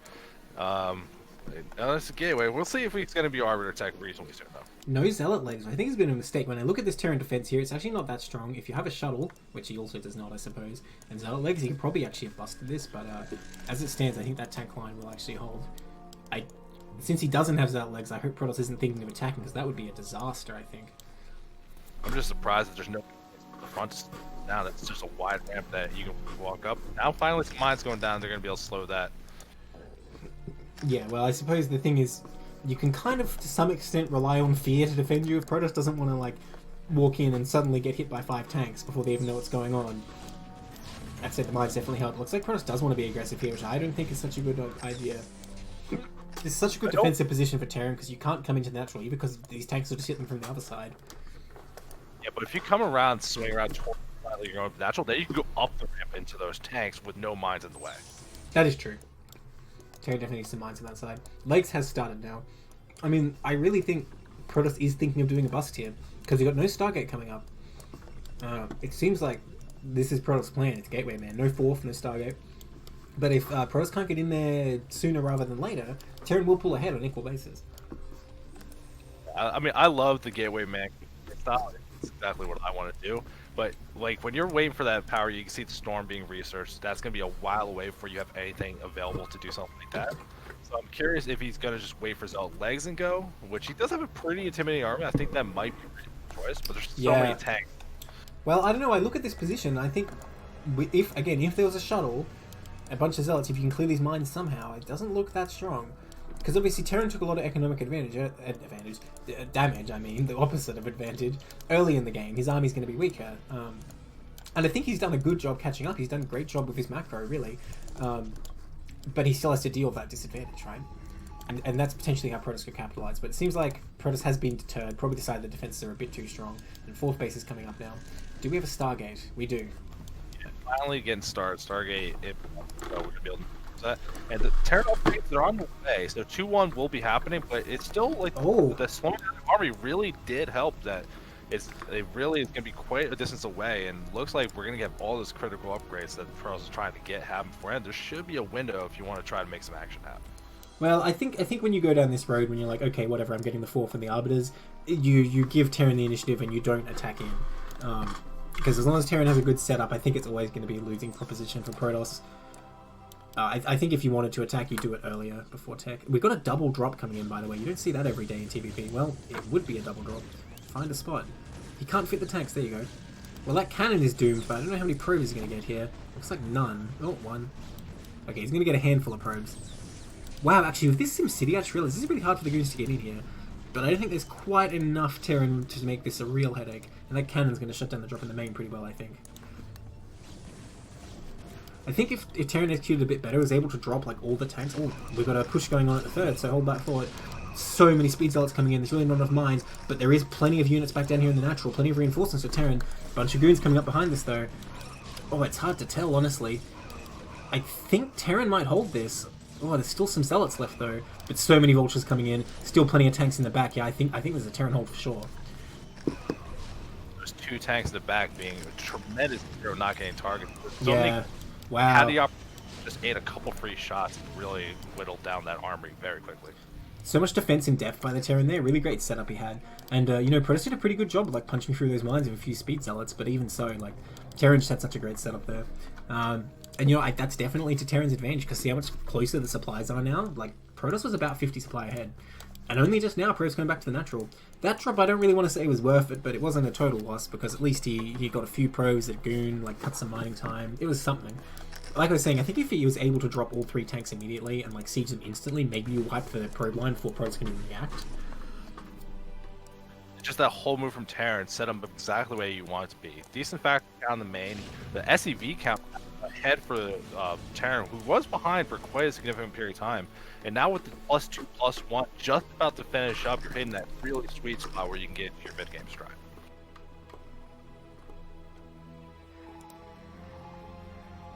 So, I think this has really been like a strategic mistake from FragCrack. Like I was saying, if you go for the 4th base in the Stargate, and you're not, you know, going down the Gateway Man path, that's when you just have to wait for Terran to make a move, because they're only getting stronger in this defensive position. Once they leave it, definitely, but FragCrack kind of skipped the option before Terran was really set up, like earlier in the game, went down a path that makes the army not as strong for that exact moment, and then attacked.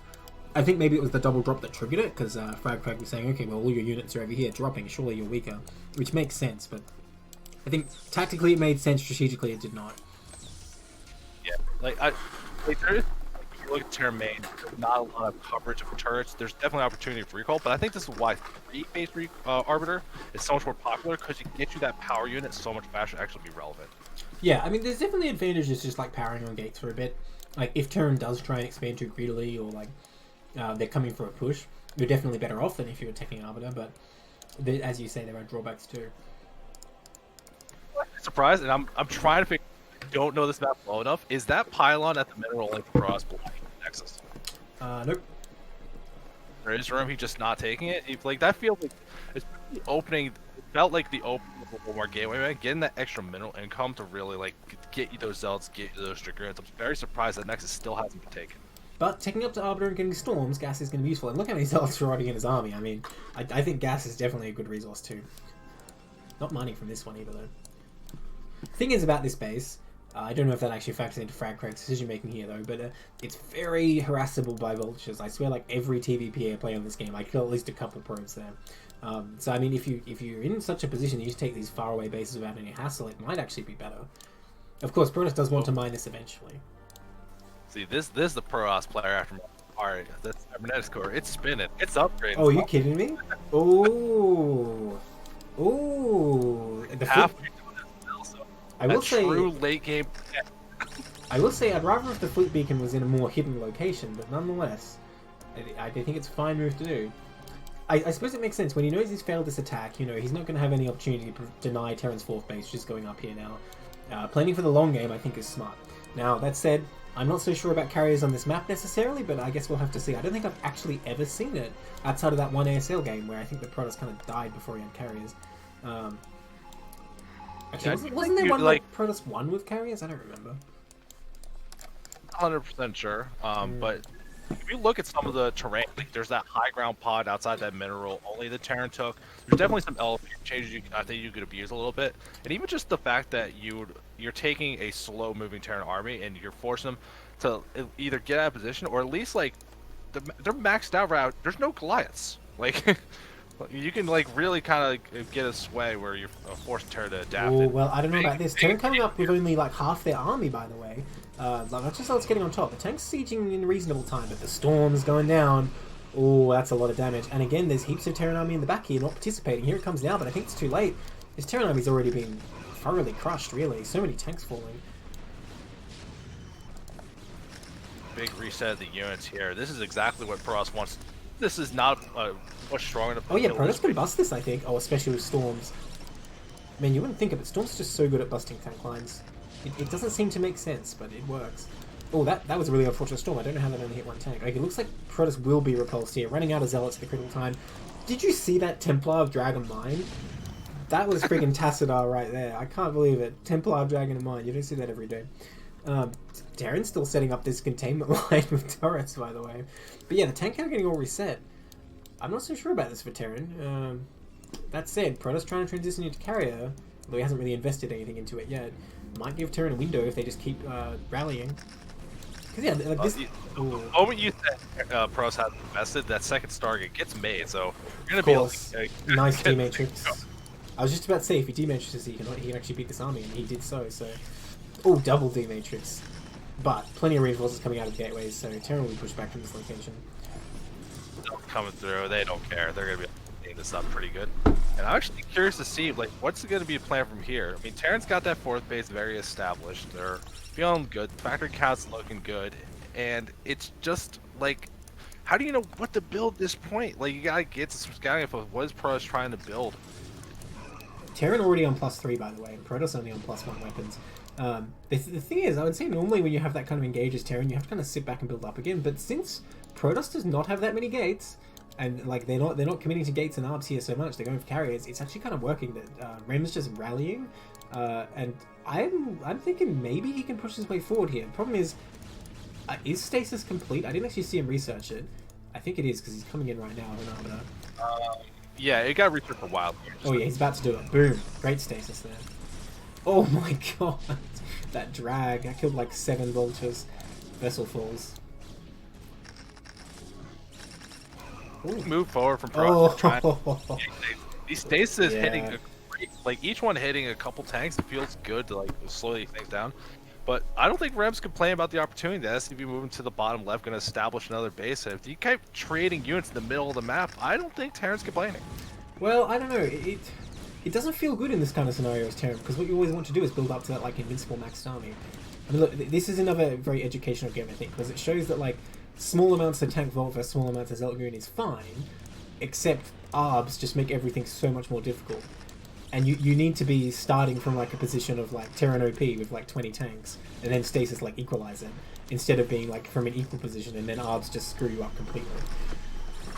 Ooh, nice mine hits though. I have a little point though. We saw that carrier tech get researched and started a while ago, and it's like we're finally getting the interceptors, but there's no carriers even started just now. They take so long to build, so long to load up fully. I feel like I think abandon the plan for no reason. I think it's because Terran pushed so early. Protoss was like, oh crap, I need gateway units now, which, you know, it might have been correct, I suppose. That said, though, Terran's economy really is pulling ahead, isn't it? So much more money in the bank right now, although Protoss is ahead on supply. Oh, this Zealot going down to the top left, exactly what Frag Craig needed to do.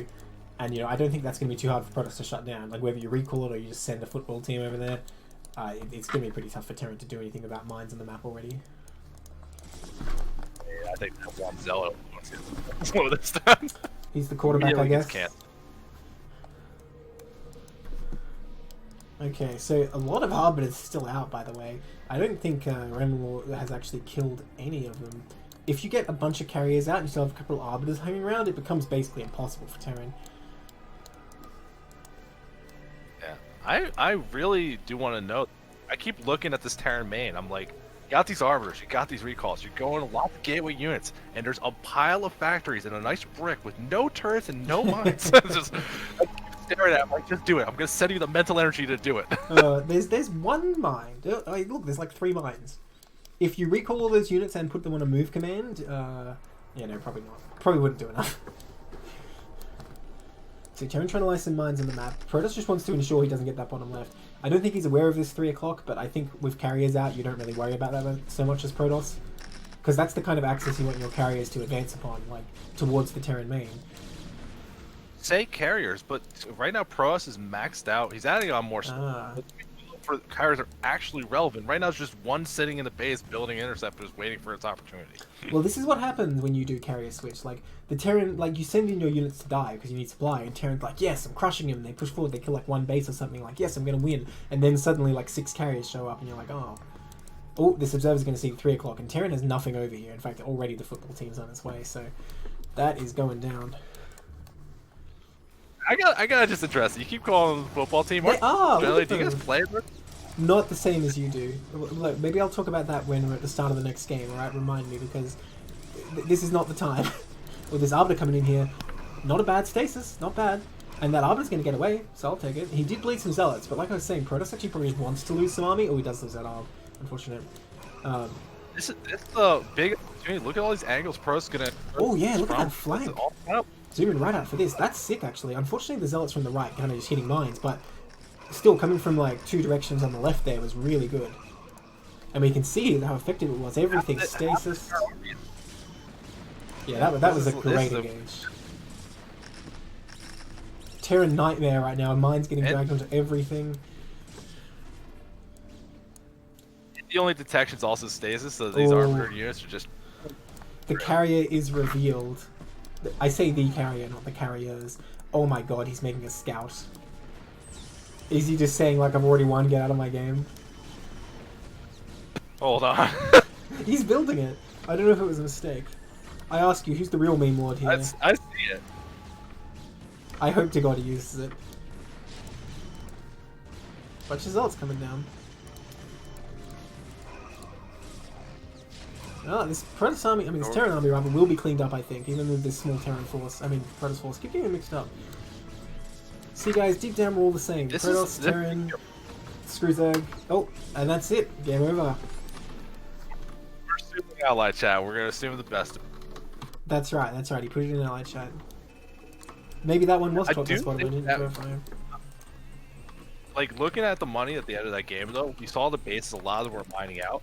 And while Terran had a bank of minerals, it had almost no gas. So, like, that was not going to get better moving forward. If you had, like, carriers are finally actually getting made. Having to make a switch into Collides when you just don't have gas to spare is not what you want to do. I'm going to post a link in chat, by the way, people who want to know about Australian football. Although, honestly, that's not the most popular form. Alright, well, let's get into the next game, then I'll talk about it. I just joined someone else's lobby. Whoops. Now they know how I feel when I just want to, like, play a practice game and, like, random people just join my lobby. Alright, here I am.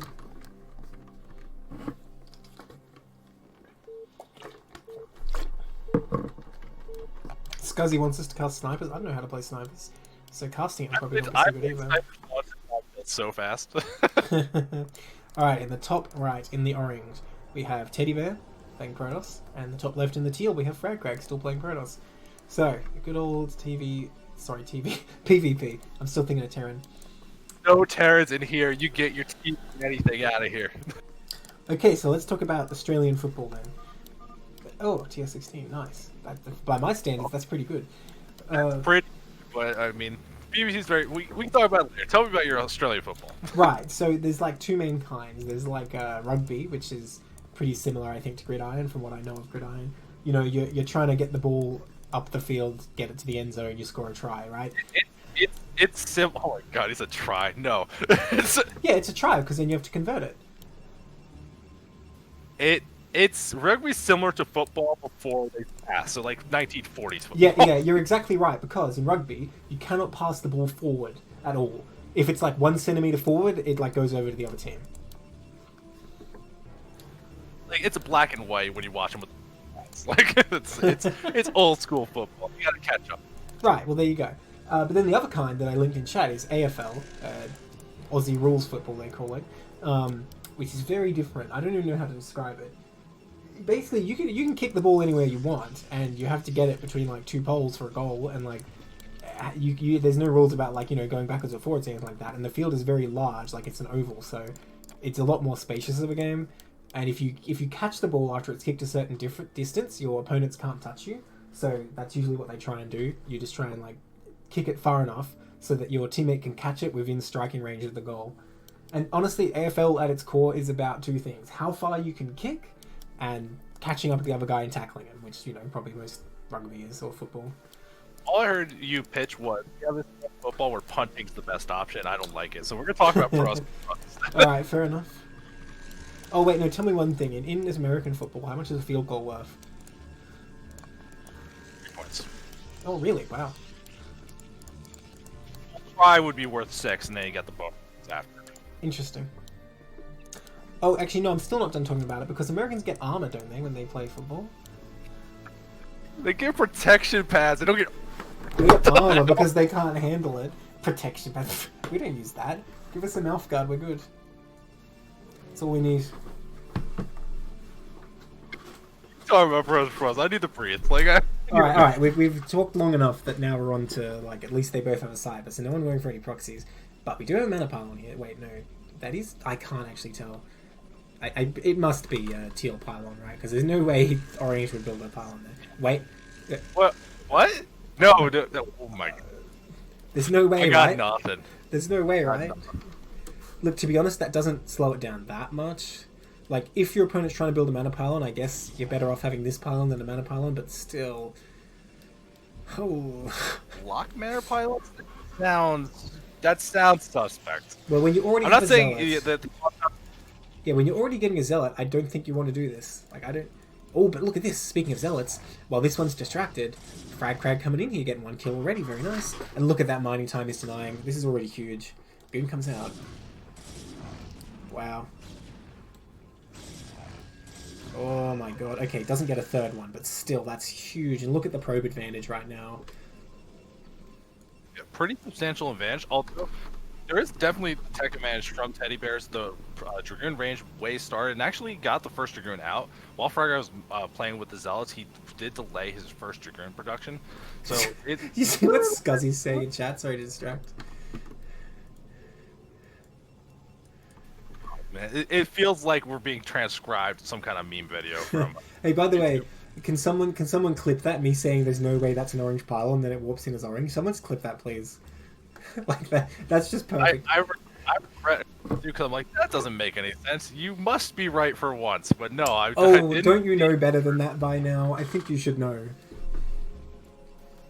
I actually like this is a very interesting game to look at the beginning of. There was definitely more from Frag Crag. They definitely try to get in the mix and disrupt the orange player, but they're basically doing the same builds. There's one gateway, Yeah. get range, going straight for that robo, and you can already see very big advantage in the build order from Frag Crag. Yeah, Advantage, there's a giant probe lead, and he's gonna have defender advantage as long as he just chills at home.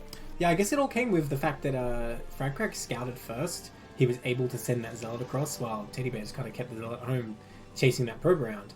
And yeah, like, I don't know, something has to happen to bring this back to Teddy Bear's favor. I'm not sure what that could be. EP, there's always so many dicey situations. The very first one's always going to be who's going to blink first and try to expand. Yeah, I guess so. What is this probe doing? Definitely a good opportunity, though. We're going to see Frag or again that observer. So we're going to make sure that DTs aren't trying to get anything crazy done.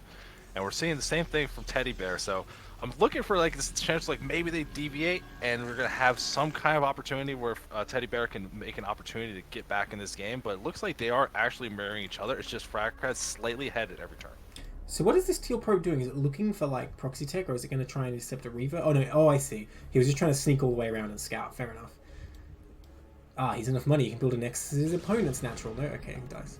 I'm sure that's what he was about to do. By the way, 100%. But now, CPL casting. because the probe Next. died, he's forced to build it in his own natural. What a shame. Do you see that first move from Fragcrad? He is rushing to that observer, or he's rushing to that Reaver, so he's skipping detection. Oh, he's got fucking.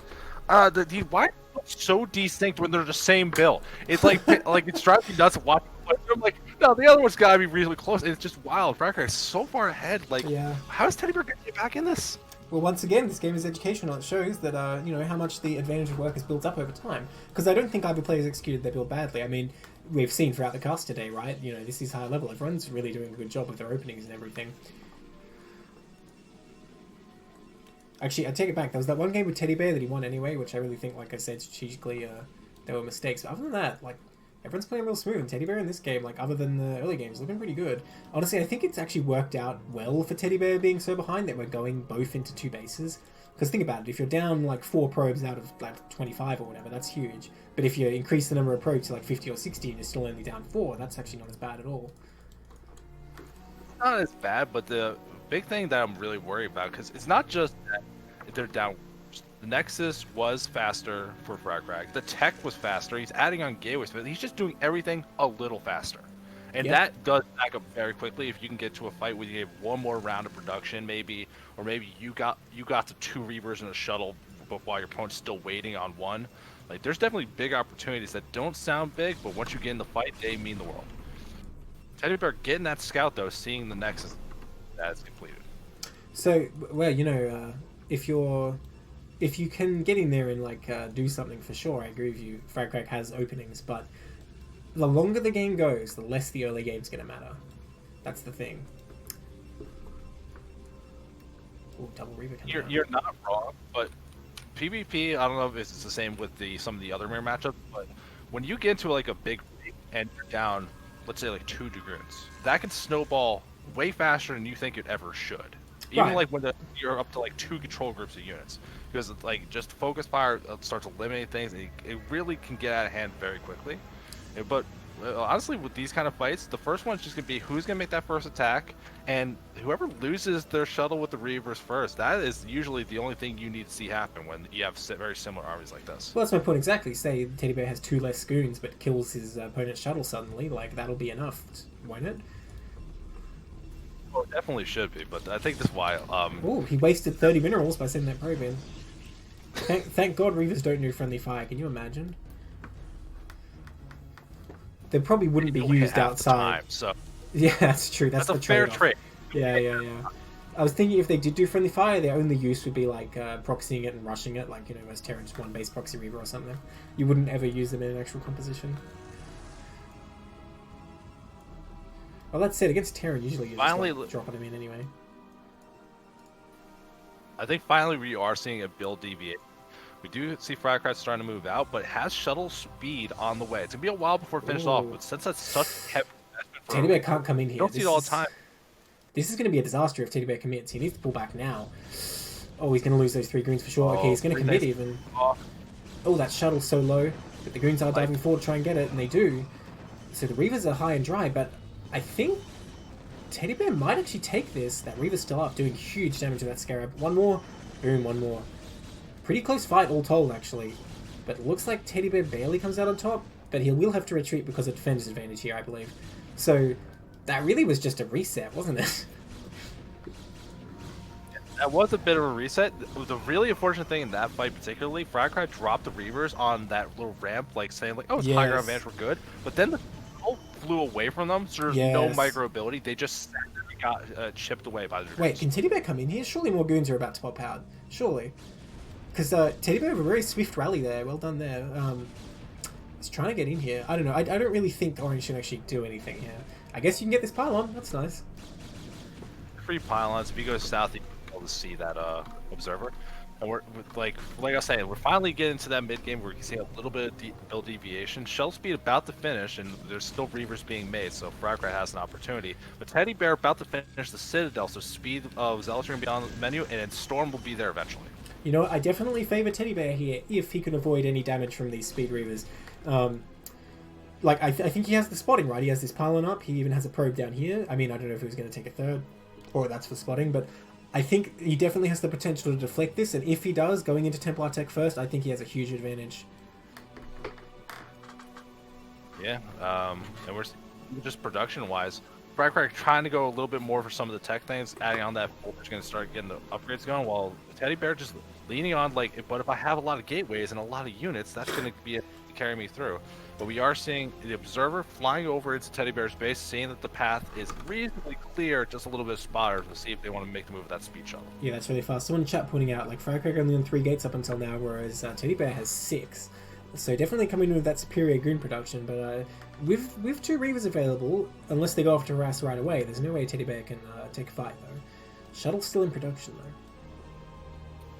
There is a Templar Archives on the way for Teddy Bear, so he's going to be the first to punch the Templar, but still a while away from actually having Storm Research to have it available for a fight.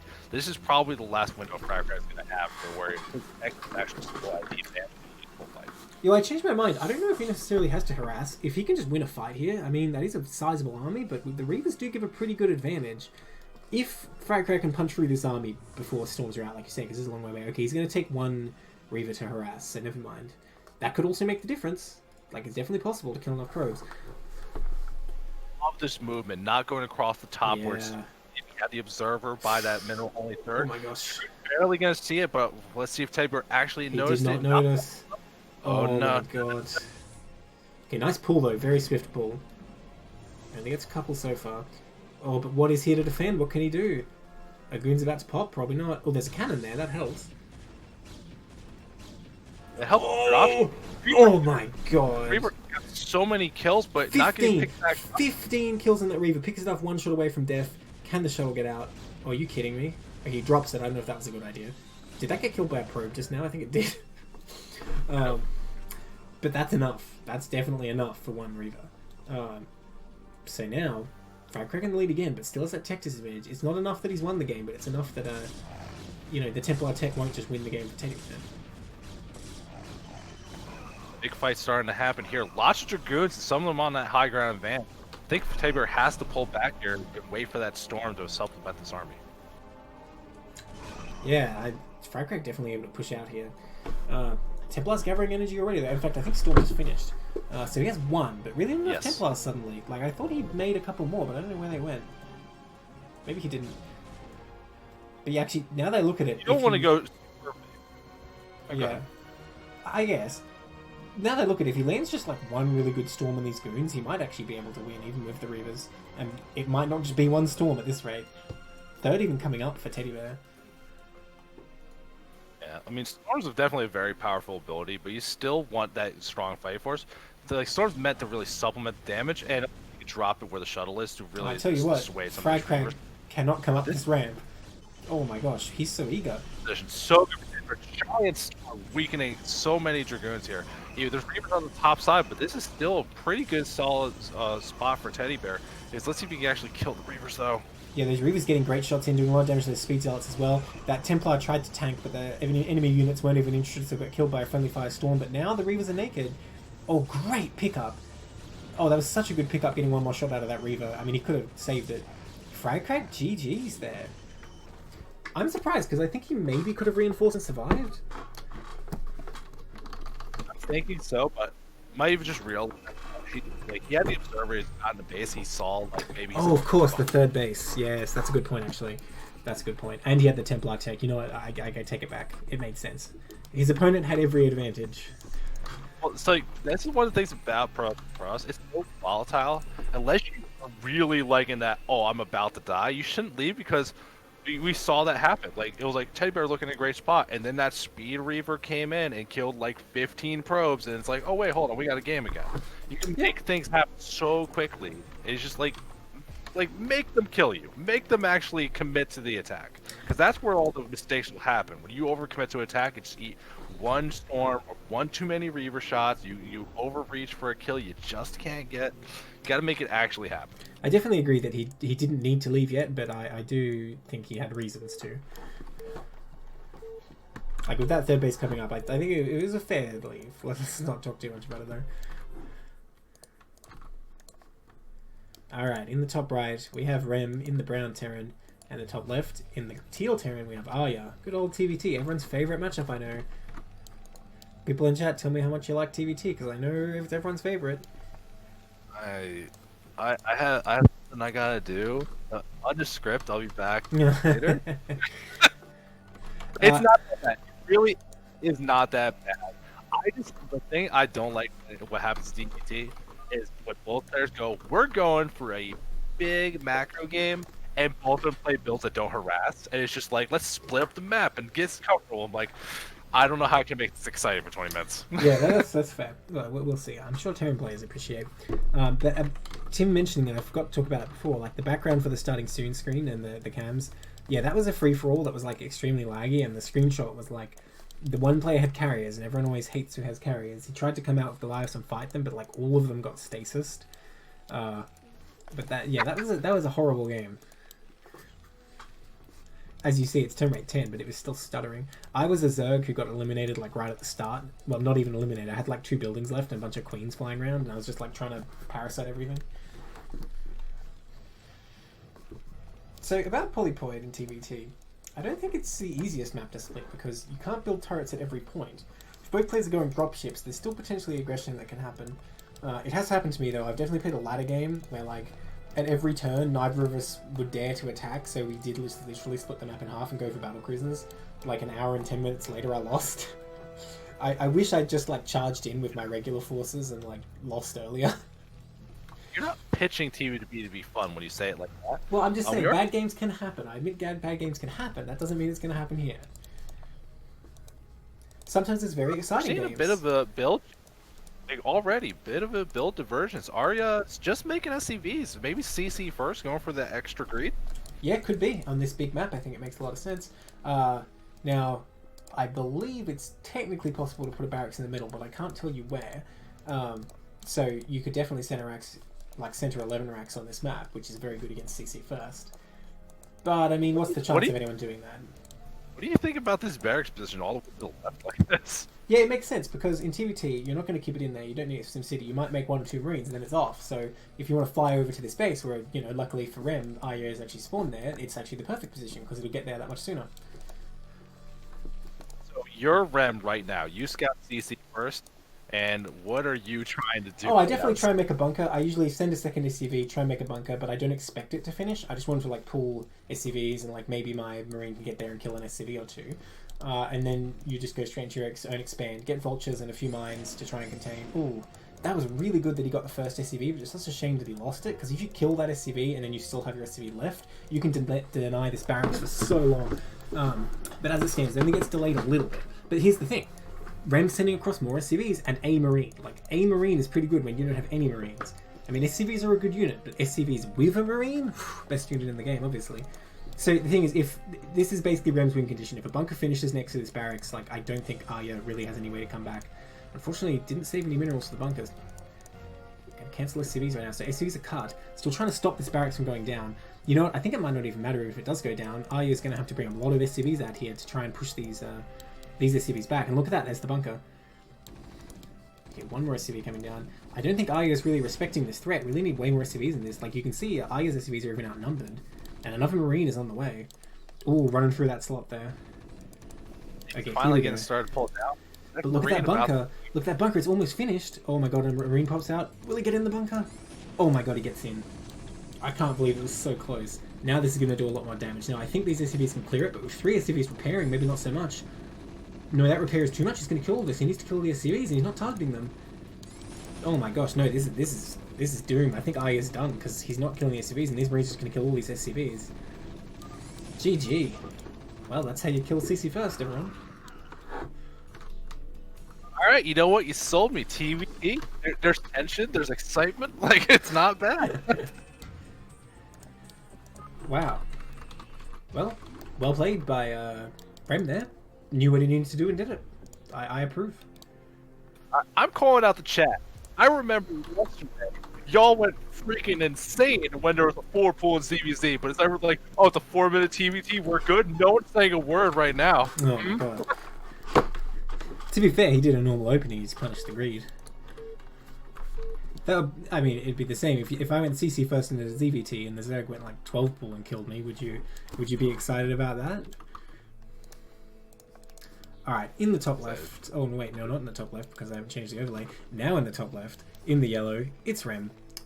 Hot off the heels of that TVT. And the bottom right, it's Strong Collins, still rocking that grey in the Zerg. So, TVT. Is Rem top left for you? Is this Sorry, top right. I apologize. Just making sure. I have made an error. I'm actually so intrigued at how this thing's gonna go. I know both these players know each other. They kind of meme at each other a little bit, so I'm curious if we're gonna get that standard game. Is there's like one of those like, oh, we've played 1,000 games together and it's gonna get weird. Well, you said it yourself, Rem the meme lord. So we'll see about that. I mean, we're saying meme lord. The game we've seen from them tonight, not very memey, like pretty standard. True. I'm putting the challenge out there, Rem. I want to see something special next time I cast you. Look at that Ursidon. Look at its cold, dead eyes. On Carbot, it's a penguin. A penguin, you say? It's adorable. Well, you know how it's injured, right? So, in not Carbot, it's like, you know, dark blue or whatever. It looks like kind of like inverted colors, like demonic or something. Like, it just looks creepy as hell because its eyes are like 2 little purple dots. I hate it. I'll take a screenshot so I can show you. Alrighty. Yeah, send it to me. I want to see it. This is, Oh, wait, no, never mind. I was going to say something about the game. Well, no, I'll make a claim. That's fine. This is great that Stormcall's first Overlord going to get that early scout against Terran. Really good idea. No, I thought the drone was early is what I was going to say, alright? It's hatchery first, we're good. Sending out that drone scout. What's Rem? How did Rem go? Because we casted what 3 games of his so far, or was it only 2? I that's TBT. We saw him play that one macro kind of PVT. So. Oh, that's right. So he's 1 for 1, 1 for 2, and this is the 3rd one, I think. I'm not sure. Like I said, Sorry, Strong going for that 2 hatch build. I'm not looking. Yeah, Strong put him in my place. It's not early, it's right on time. You're right. That's why I stopped talking. I was going to say something, but then I didn't. You know, Terran got the first scout here, though, so able to get that CC up real fast. Very good for Terran. Zerg Overlord, though, in the spot where it's going to be able to see what's going on, sees that CC being stunned, there's some kind of adaptation to do here. Or if you're committed to that 2 hatch play, can you not afford to like try to make lengths and get some pressure on? Yeah, usually what you should do, if you see 15cc like this, you make 6 Zerglings, and Terran has to make a bunker, or else suffer. And if they do, you don't go in, you're just like, okay, whatever. Because you're making them spend those resources when they really don't want to. But it's still better for Terran if they go 15cc and have to make the bunker than if they went 19cc. I still feel pretty comfortable though. Like Red Scout sees the lair timing, and the Zergling's not trying to drive the SCV out, so might be able to confirm that it's not even lurkers too. Just confirm the mutant. Well, like I was saying though, this is what Strom's doing to counter the 15cc because she knows she got 1 scouted. Terran loves to go 15cc there, so Terran uses bunker. Okay, Terran instead choosing to pull a bunch of SCVs. Now, like technically, you can do this as well. Oh no, it's just for mining. Never mind. The bunker's going to be a bit late. I'm worried these 6lings might do considerable damage actually. Because like 3 Marines is not enough. Yeah, well, you had some body block, but the Link's just getting in the mix, killing off all these Marines so quickly. 4 going into the main, this could cause trouble. Yeah, for sure. You just keep picking off Marines, even if like you know the Terran eventually stabilizes. You've just done so much, and you're still just constantly taking up to lair. And look at how many SCVs have been pulled already. Like this is huge for such little investment from the Zerg as well. Because basically you've made like 1 less drone here, because you always want to make 4 lings. Gets an SCV. Need to pull away from these though. Oh, that Marine, he's not going to make it. Oh, I jinxed it. He only made it because I said that. Absolutely. Okay, Strong going to pull back there.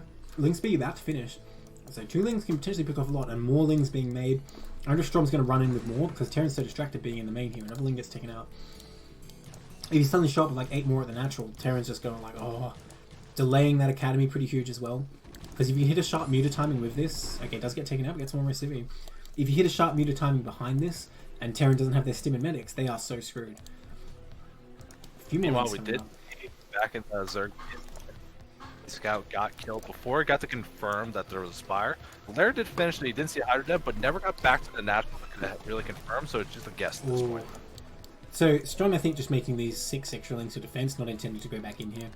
But yeah, I really like Zerg's position after doing all that damage. Because we see the Academy, it's not even going to be done, like, scans won't be finished by like 540, which is when the mutants will hatch.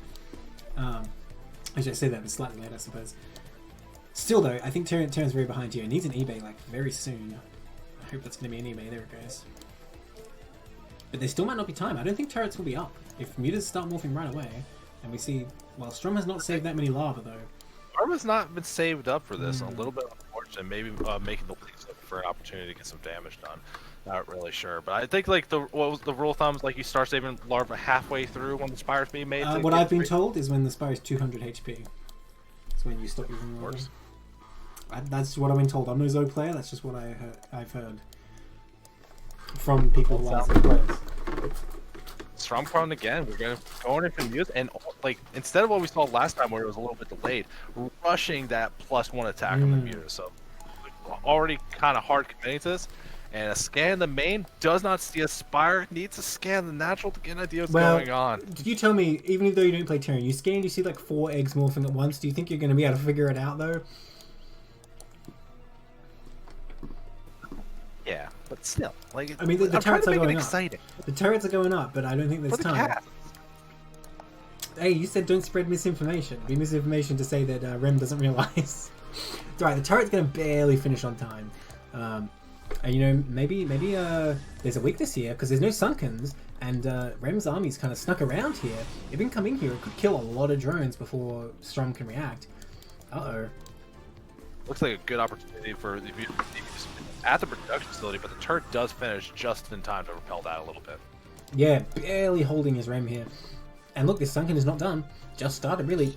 Oh my god, Rem's going to come in here for sure. But the Muse are on their way back. There may not be enough time to kill many drones, I don't know. The Muses are almost here.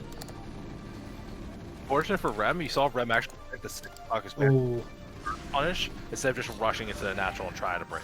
Yeah, like honestly, I think Rem should have just walked past those Sunkens and come kill the drones, but still killing all the drones. So Cake and eat it. And these 6 Mutalisks are going to take a bit of damage to clean this up as well. Oh god, 2 Mutalisks falling. Yeah. Still a lot of Mutas on the field. Feels good as far as your army goes, but look at the Stormfront situation. Drones getting wiped out the natural. 12 workers on the field right now. That is not the situation you want to be in moving into the mid-game. Yeah, Strom needs to do massive counter damage or there's really no chance here. This is a terrible position for Zerg.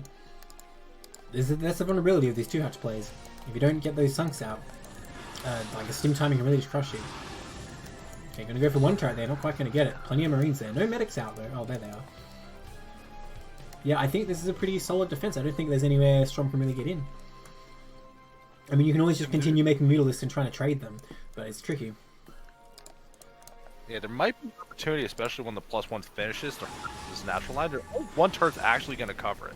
Well, you know, the best thing +1 is for turrets, because if you have 11 +1 Mutas, they will kill it instantly instead of almost killing it instantly. Oh my god! How overstim were those Marines? They just melted. Okay, now she's doing huge damage. If she can take out these turrets, big if, but if she can take out these turrets, suddenly this looks a lot better for Zerg. Well, looks like she'll be able to. Half their crews are still just a little bit risky, but getting some big damage done. As long as you don't lose the Mutas in a silly way. But there's just not a lot of Marines on the field. I feel pretty comfortable with Stormfront's plan. The thing is, the Mutas are all very low. So this Bio could potentially fight it, like another one falls. And the medic's doing their best. Wow, somehow. I think Strom is using hold position there when you really want to use attack, targeting for the Marines. There you go, starts picking it up. During this, Strom is re-droned a little bit. But yeah, these Mutalisks are getting lower and lower in number, and I think they might all fall. Okay, they do retreat instead. But yeah, I think Rem will stabilize. There's still a lot of damage done, kind of slowing down the Terran gameplay, like you said in the bio count. And it's still adding some Mutas, so it looks like you can keep the pressure up, but like instead of having 12 drones now, up to 19, getting a little more even to the kind of numbers you would expect to see in this matchup. I think Rem has the advantage though, because despite the army getting clobbered, no SCVs were really lost, except those few that were hanging around. So Rem will have the potential to kind of come back here. Whereas Strom, even though she rebuilt some drones, is still quite down from where she would be. Still no third base. And as we know, the longer it's equal bases versus Terran, the less chance you're going to have. Starport already coming up, by the way. During all this harass, Rem doing a great job of teching up, trying to get that Starport as quickly as possible. And you know, once Vessels are out, these Mutalisks become far less valuable. So they've got to do what they can until then. They're going to come in, but this is a very well defended spot. Many Marines in a turret. That is not what you want to engage. So finally having that 11 muted group that can do a big damage. As well. +1's done, and actually some lanes in the front as well. Everything's back here at the production trying to get things done. There's nothing in the bunkers, but the lanes just ran in. They could do huge damage. Yeah, it can be very effective to pick off the turrets with Lings suddenly, and then the Mutas come in and kill the Bio trying to come down the ramp. And you know, that's the one weak spot I see, is that Rem does not cover the ramp with the turrets here. So here we go. If Strom can just take out all the defenses here and then hold the ramp for the Mutalisks, this becomes very difficult for Rem. Look at that, turret's falling pretty quickly. Feels so good. You put those legs in, and you still don't see any gunfire out of them. Oh, I think this is a mistake here that Strom didn't position the Mutalisks over at the ramp. They were all the way down here. That let those Marines get in that bunker. If you just send the Mutalisks right into like this spot, you just hang around here, killing any Bio that tries to come down while the Lings do their work, I think it would be way stronger. But Rem once again pushes it back, but Rem lost many SCVs that time. So suddenly, you know, suddenly the trend is kind of reversed, where Terran's getting clobbered down a bit here. This bunker's very strong though. Bunkers are actually extremely good against Mutalisks, so I say that, but it gets annihilated anyway. Wow, is this Knack going to have to lift? I don't think lifting's going to be the option. Remember, it's +1.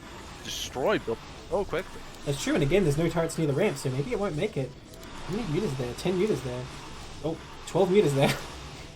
I don't know. They have a lot of HP. I think it might make it. Look at that bunker, the anti-Muta bunker. That's how you know your opponent's desperate. Even that's not going to be enough. This is so big. It's like, even if you see something like that, you don't even have to do anything. You stop the natural from mining, you can clear out buildings, you're feeling comfortable right now. And look at all these Lings flooding in. That is just like, I have this powerful Muto army, but Lings are going to just also disrupt everything. Alright, well, hear me out. Oh wow, the Ling's going to come in here. Try and check out this bunker, and maybe they can do it. A lot of damage on the Mutalisk, though. That's not really enough Lings. No, it has to pull back. Okay. I won't wait till the action's over, then you can hear me out. Nice pick off of that one Marine, by the way. Okay, hear me out. I swear Terran's not OP, but I think Zerg's going to need a third base to win this. Because Terran has Vessel Tech, and is going to be able to, like, I think once the Vessel's out, Terran can deal with these Mutalisks, and it's too hard to transition into Lurkers when you only have 2 gates, because you don't have a big bank or anything. And Zerg's still just sitting on 2. But you don't have... End of the day, you keep resetting the Marine meta count, all you gotta do is throw a couple Scourge in. That's and true. You can get the Science Vessel.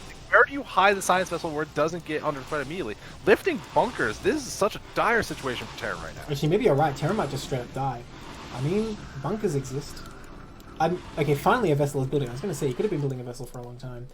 But yeah, so much damage has been done. But I don't know, I'm just worried that if all Zerg does here is just keep making Mutalisks forever, and suddenly Vessels are out, there could just be a sudden moment where they all melt. And look at this bunker's going to do a lot of damage again. Turret even in the back. And mass repair. Like I was saying before, bunkers are actually absurdly good against Mutalisks. They are. And actually going into Hydras now, Lurker Tech already finished, so okay. Well, you know what, that might be fine then, because by the time Terran can irradiate all these Mutalisks, maybe you just have like 10 Lurkers you can run out the ramp with. If you can lock Terran in their main with Lurkers at the ramp to get to their natural, that's just angry. That feels so bad. Like, well, you just I'm not so sure, because if Strom's just sitting there down the ramp and Terran has Vessels, with only 2 base Zerg, I feel like Terran can just build up enough Vessels and slowly irradiate everything have. Oh my god, this Vessel though. Run away. Oh, that Vessel get pulled back, gets hit for a lot, half health down already, gets saved. Like, I think Zerg needs to, like, actually finish off Terran if it's just 2 bases. If Zerg had 3 bases, sure, fine, but, like, I am worried that, like, if the Vessel count builds up... Well, these Lurkers are coming up. You bring in, like, 6 or 7 Lurkers here, then maybe you just end the game, especially with the Mutalisks as well. This does look very scary.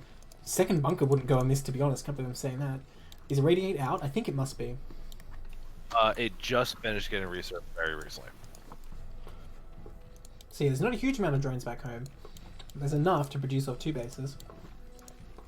It feels like that kind of game where Zerg is in a great spot, full control of the game, but you can easily lose sight of what it means to get later in the game, where it's like, maybe you should take another base, maybe you should set up for something. This could be an opportunity to just get into a bad attack, but I still think there's just too much muscle here. Zerg's going in for the next wave. Yeah, I mean, those Lurkers look very scary, but those Mutalisks get absolutely shredded there. Even uses a D-Matrix instead of an Irradiate. That might actually be better against Lurkers. And yeah, look, these Lurkers are going to get melted trying to come up this ramp. That bunker's so low. Finally going to add Lings in the mix. They're actually going to be able to clear out all this stuff. And now how do you actually... all these units. Yeah, Strom did not bring everything she had, unfortunately, but now more is going to come in. There are a couple of turrets here. And some more Lings to support. Yeah, I think this may be the killing blow. It looks like Zerg should be able to crush here. I mean, the turret's killing all the meters, but what are you going to do against 2 Lurkers when they're on your barracks, right? Last time I checked, SCVs are not that good against Lurkers. They're very good units, but against Lurkers, yeah. Question mark. Oh, come on now, that's a bit rude. Your opponent can leave the game in his own time. That's rude! That's why she didn't want us to cast these games, now I know. Well, Rem's still sticking it out.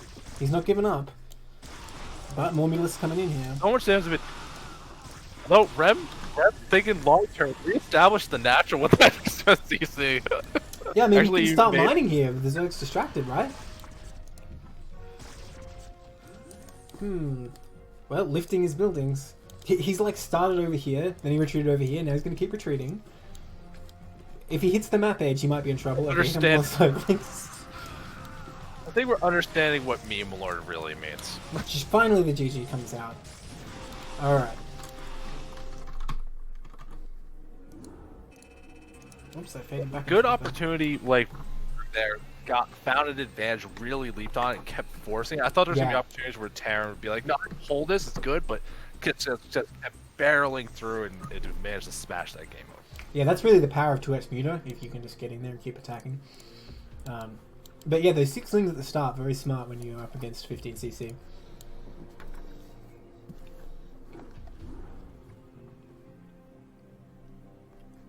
I mean, you saw though that the bunker on the ramp was pretty strong. I mean, part of it's because Strom didn't bring everything she had, but you know, a lot of lurkers got taken out very quickly trying to come up there. So you can see Terran can kind of survive on one base sometimes. Alright, in the top right, in the yellow, we have Rem again. I think it's his final game. And the bottom right, we have Teddy Bear. So another TVP. Yeah, you don't have to sell how good one base Terran is staying alive. I am dedicated, well-known 2-gate goon pressure at TV. I know one base Terra can stay alive forever. Do you do it like probe cut, like 10-15, or do you like 10-21? That's my mood. I do both. I like 10-15 a lot, actually. I think it's underused. Because a lot of the time, you know, Terrans don't want to do Siege Expand. They want to do a modern build where they're getting a Vulture or whatever. And suddenly there's like 8-10 goons. Like, oh crap, I'm dead. Let's just say my best performance I've ever had in CPL was when we had Gladiator. Oh, yes. Well, I remember playing on Aztec, you know, same concept, where I had this like really cool plan. I was going to like time my drops perfectly. So I'd drop in the main, so all his probes run to the natural, but then I'd siege my tanks at the exact right time so that the probes in the natural would all be there and get blown up at once. And like, my dropship finished, my first dropship, and then suddenly like 10 goons run into my natural and I die, because I had literally one tank. So... yeah, 2-gate green's pretty good. Stable stuff. Don't play on those maps where it's like a fighting spirit, like Polypoid, where it's just like I could get this one high ground tank. That's all I need, and that's all it like dispense everything. Strom says SCV vessel best combo. Defense Matrix SCV sound pretty strong.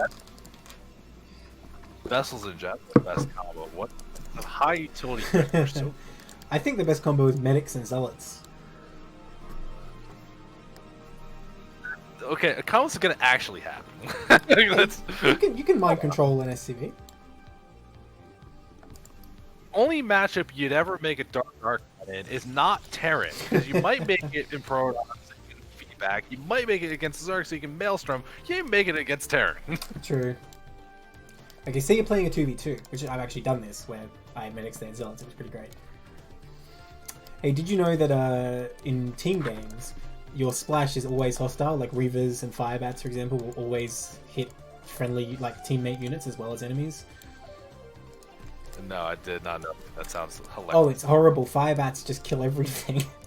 Like, say you have a bunch of Zerglings on your side as well, and you're going in with Firebats and Zerglings, you'll just melt your teammate. It's horrible. Lurkers too. So, like we're having fun, we're making jokes, but it looks like Teddy Bear, that is a very fast Nexus, all things. Yeah, and we've got another Nexus first coming up here. We'll see if we have a repeat of last time. Well, actually, no, already we don't, because Rem's got gas here.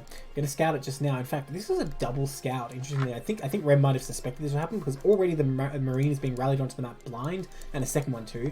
So I think Rem was very clued up that this might be a possibility, but third Marine's not being made. Bunker rush to punish the Nexus first. Let's see how... Yeah, this is the greedy variant again as well, because we've got one gate gas.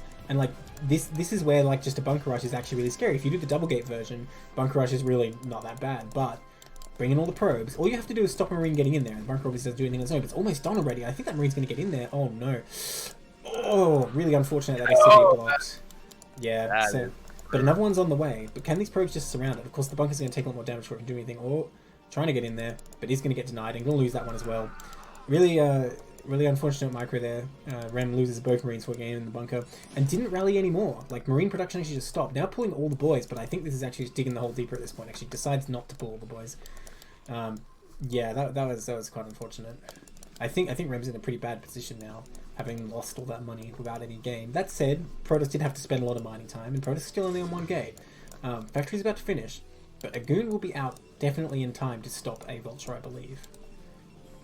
should be able to, but still just like navigating it, like block the ramp, you're good to go. But that still puts some opportunity at the natural. Vulture's still annoying where you gotta be a little bit. There's no point to this because I think Terran's always going to build a Vulture in this scenario. Because even if a goon comes out, you still want the Vulture on the map to like make the goon stay home, I think. I've never seen this before. Is this like worth it piling to stop the add-on? Because if you really want an add-on, you can just lift up. If it's like, if there's like zealots in your base, if there's zealots in your base and you also want an add-on for some reason, which I can't really imagine, then I suppose you wouldn't want to lift the factory. But yeah, if you really want an add-on, you can just lift. Like, it's not a big deal. I feel like that's you can get. I just got bunkers. I'll show him, and he just do like some wild nonsense. Although look at Rev showing he was like, no, I can step up the nonsense more. Pulling the boys, looking like a StarCraft 2 game right now. Yeah, that's right. Although they are stronger but not as smart as StarCraft 2 SCVs. I think where Rem went wrong here is what you really want to do is wait for a few Marines, then come with all this in the Vulture. You don't want to just start bunker rushing right away because then you just lose your Marines and you can't build up the critical mass. But I mean, this might be enough. Like I said, pros went for the greedy version: 1 gate, 1 gas. 2 more gates coming down, but I don't know if there's going to be time. Again, all Terran wants to do is get a bunker up here. Vulture's on its way. Oh, needs to pull that back. Needs to pull it back. Oh, loses the Vulture almost instantly. That's not what you want to do. The SCVs have got to block for it because that Vulture adds so much DPS, especially against that Zealot. Nice Marine micro. Now the probe's going to start getting shot. That bunker is currently not being built. Needs to put an SCV back on that. Still not being built. Okay, now it is. And the probes are forced to pull back. And you know what? Terran might take out this Nexus. But the number of goons is going to increase. And Goon Range is about to finish, actually. So... wait, is that bunker even in range of that Nexus? Yes, it is. Okay, fair enough. Well, Terran's going to have to like mass repair this bunker to actually kill this Nexus, because Goon Range is done. But Goons are still done. I think Terran should get this. That Marine, he's in the wrong place at the wrong time. I don't know what to think about this game. This opening was both players, and I mean, this is going to be a good chance to see both these players when you get into a game that's not standard, something you have not practiced before. What are you going to be able to do against it? And I'm curious to see. It looks like Rem doubling down on the bunker, making sure they get the next here. This is so smart. I think well, I think it was intentional that Teddy Bear traded some shields on the goons to try and keep the Nexus alive longer, because maybe he's waiting for a specific number of goons before he busts, but Rem is making another bunker, so I don't think it's going to be enough. I think this Nexus will fall, unless Rem doesn't micro the Marines well, and they'll get caught when this bunker dies. And well, look at that, even another Marine going in there. So actually, yeah, I think this Nexus is definitely going to die. There it goes. Is there a tank? Oh, there is a tank, and siege mode is done, actually. So maybe Rem can maintain this position. Obviously, if Rem can do that, this is a very game-winning position. It's already very strong. Something you don't even think about in these kind of situations. That Nexus is actually a Teddy Bear. Yeah, like this is a big deal.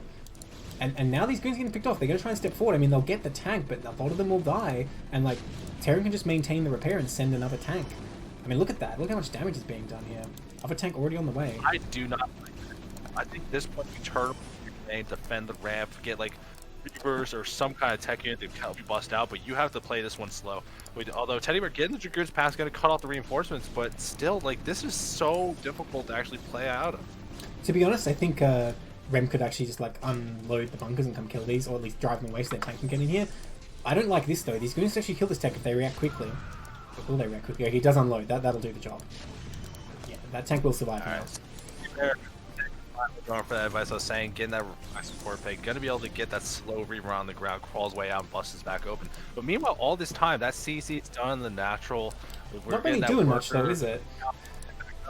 Yeah. I mean, hey, how boys got pulled and the worker counts climbing up back to even? I think the Rem made something out of nothing with this one. Yeah, I suppose, but I think his macro could have been a lot better. He really could have locked down this game, because you can see how much minerals he could have spent. About what Protoss should be doing, I think the problem is, because Protoss already went for 3 gates, you know that it's not going to be a long time for you to get a Reaver out, so you really feel like you have to bust out there. Like, the thing is, Terran was taking a risk there. If Protoss had just gone for tech, like, you know, this would not be good at all. Because all your forces are here, there's nothing at home. A Reaver flies in, the game is over, right? And that still might happen here. I don't even think that depot really needs to be on this side. Just thinking about it. Like, really? Oh, pull the elevator, the goons out of here. This is this might be a very high power move where Red's gonna feel uncomfortable really going, like, trying to push forward without the bunkers. If 4 goons going in with a Reaver to support this could actually get really fucking awesome. I'm actually jazzed. Protoss can either counter, or he could actually just pick off the tank with the goons, then the Reaver can deal with the bunkers. Or I guess the Reaver can deal with both, huh? So I think it'd be better to counterattack. It looks like Terran just has nothing here, but he really has the power, I think. Just such a weird spot. We get picked up here with a couple zaps. This is a pretty intimidating ground force, all things considered. But here comes that tank going to roll down. It's going to see these goons over on the side get picked off for free, and this might be the indicator. The worst possible timing, though. Splits up Teddy Bear's army here. But he's going to take out both tanks pretty easily, I think, and then this contain will be next. His bunkers are helpless without the tanks, obviously. Honestly, a Reaver killing a bunker just feels like overkill, you know? It just feels unfair. No, you use the Reaver, and then it's like the moment you get the Marines to come out, it's like when you hit a pinata, and then you get the candy, you get that sweet report. Oh, it's like that with Lurkers too. It's like that with Lurkers too, where like suddenly there's just 4 Marine blood splashes there instead of a bunker. Well, all things considered, like you kill the Nexus, you slow down the Pros game plan a very significant amount. Teddy Bear's flown a lot of minerals just because it's hard to macro out the facilities he had. But moving across the map, work has even. This is a very intimidating army, and you look back at what Rem actually has, I don't know. I don't think it's enough. Oh, well, if Rem loses this Wraith, which I think he's going to, yeah, that's very unfortunate. I was going to say, I think Rem has what he needs to defend, except that he lost that Wraith. Now, maybe he does not. He's got 3 Marines in that bunker. Really liking his Marines, is Rem. It's really unfortunate he lost that Wraith, because now Harass is going to go down. I think he was in a great position until that. That said, he has missed a lot of SCVs this game. If his SCV production was constant, I think he would be at an enormous lead, but as it stands, it's more or less even, and the Reaver's about to blow up even more. Here we go. Okay, no. Only got the Vulture so far, but I mean, what's going to stop this? He can't bring this tank back, because then his front just gets killed. Oh, this is going to do so much. It's definitely doing a lot better. Yeah, we're putting eBay at the front, trying to slow us down, rely to just being the shuttle and Reaver back in there, but still going to be able to start putting some damage on these tanks. If you can whittle down any units at all and just reinforces a little bit, I still think you're in a good spot. Nexus on the way, not done yet, but still Teddy Bear in a pretty the Wraith is out, but the Goon's going to deny that. Yeah, that eBay seeing everything, unfortunately. Watch out, your main CC is going to die. Probably going to take some time. If one Goon and a Reaver can, I'm done. So would Terran be if that was the case. Yeah, you know, it's Protoss' turn to slap on Pros while this is going on. Okay, tank finally sieging up here. Oh, so much damage going down though. Can't lose that Wraith. He needs that Wraith. Okay, keeps it alive. But that's the thing, Protoss can just pick up and back up a bit, and they still got that Goon. I think this is such a bad position for Terran right now. He can't take back his own base. Although, I gotta question the target choice. He could have killed both these depots pretty easily, I think. That's alright. When his main CC dies, I'll look like a fool, won't I? I mean, if that happens, it's just get where we had a production. Oh, Goon goes down. Goon goes down, so now the Wraiths can go to work, and this Reaver will not escape. But how much more will it kill? Oh my god, why are these SCVs even here? Ah, he got the refinery. Still not the worst thing in the world. Oh, gets another tank. Yeah, that's how many kills does that Reaver have? My god. Okay, well, Terran can finally reclaim their main, and in the meantime, you know, Protoss happily set up on this natural. Already got 3 gates, obs. Oh, I don't know about this though. Oh, there's no Marines. There's no Marines in the bunker. Oh, I didn't realize they went to fight the Reaver. You know what? Oh, okay, the SCVs definitely would have made the difference there. Oh, gotta be careful with these Wraiths. They're so fragile. Finally seeing that move from Teddy Bear that I was kind of expecting. Action happens, like you're really pitting back the Terran, you force them on effectively one base because they only man for the natural. But after it's all done, that's when you take that 3rd Nexus. You should be taking that while you're getting all this stuff done, really actually establish the lead. But I mean, it's still getting that extra base up. You see the worker count Teddy Bear back in the lead a little bit, and still being able to produce some pretty decent army out of everything he's got. Yeah, I like taking the 3rd a lot. Well, you know, when you're in Terran's main, they don't even have the units to reclaim it. They're not going to come and push you for a while, are they? So I think it's a great move. I think Protoss in a commanding position here. I'm not really sure what Terran does from here. Okay, can we talk about how cheap engineering bays are? Because one died at the Protoss base. Yeah. One halfway died. What's the investment there? Minerals? Like 125. Like that's our. Maybe that's why Terran didn't have enough to defend the Reavers though. So ridiculous how much wall you get for so little money. You know, pylons only cost 100. I guess they're smaller, but you know they have more HP. Look at this thing, 850. Actually, maybe they don't. I take it back. How much do they have? Oh, 600. Oh, I was way off. They don't. Man, okay, fair enough. And take into account that eBay's can fly as well. You're selling your case. You're selling my case. Well, eBay's pretty good. They let you build turrets too. You know, some days I'm like, oh, vultures are the best unit in the game. Other days I'm like, turrets are the best unit in the game. Then I'm like, wait a minute, they're not units. They're still pretty good. Alright, the Wraith Harass is going to go down. Yes. Oh, nope, it's not. Wow. Think so. No. Teddy Bear just like... Look at that fourth. 10 steps ahead right now. Just like, oh yes. And at 14 minutes in the game, that's when the true Wraiths will be heading to my third. So I'll use my shuttle to drop 2 goons in my mineral. I'm very impressed by that. He even has an observer in case of cloak. Well, actually, you know, to be honest, we're probably just expecting a drop, not so much Wraiths. I'm reading too much into it, but still, very good move. I mean, it's definitely possible, but I'm excited to see what we're going to do. Hey, we do have a drop. We do have a drop. Towards that. Oh, he thought he was so smart, but he's in the wrong place. Maximum attack time, where you're not going to have reactions. Let's see if we can pull away probes enough in time. Oh, some damage being done. No reactions just yet. Man, you're just talking about how vultures are sometimes not the best unit in the game. Get out of here. Hey, have you seen missile turrets? Oh, and he just picks up. Oh, the man left behind. Oh my god.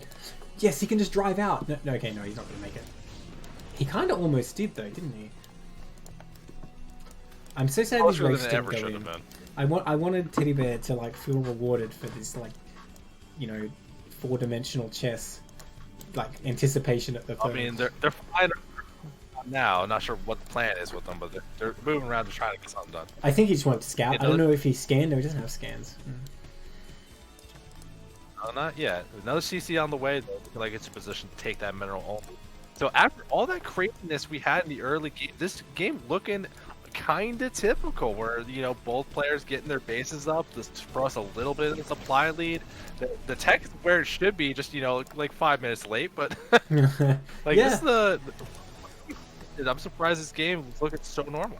Alright, well the thing is, Terran has more SCVs right now and his third is done, so once he floats that out there, I think his economy's better, but Protoss does just have the better army right now. But yeah, I don't know, flies right past that cannon, but they get baited in, that's what happens with vultures. Okay, it does move them back. More probes going to go down here.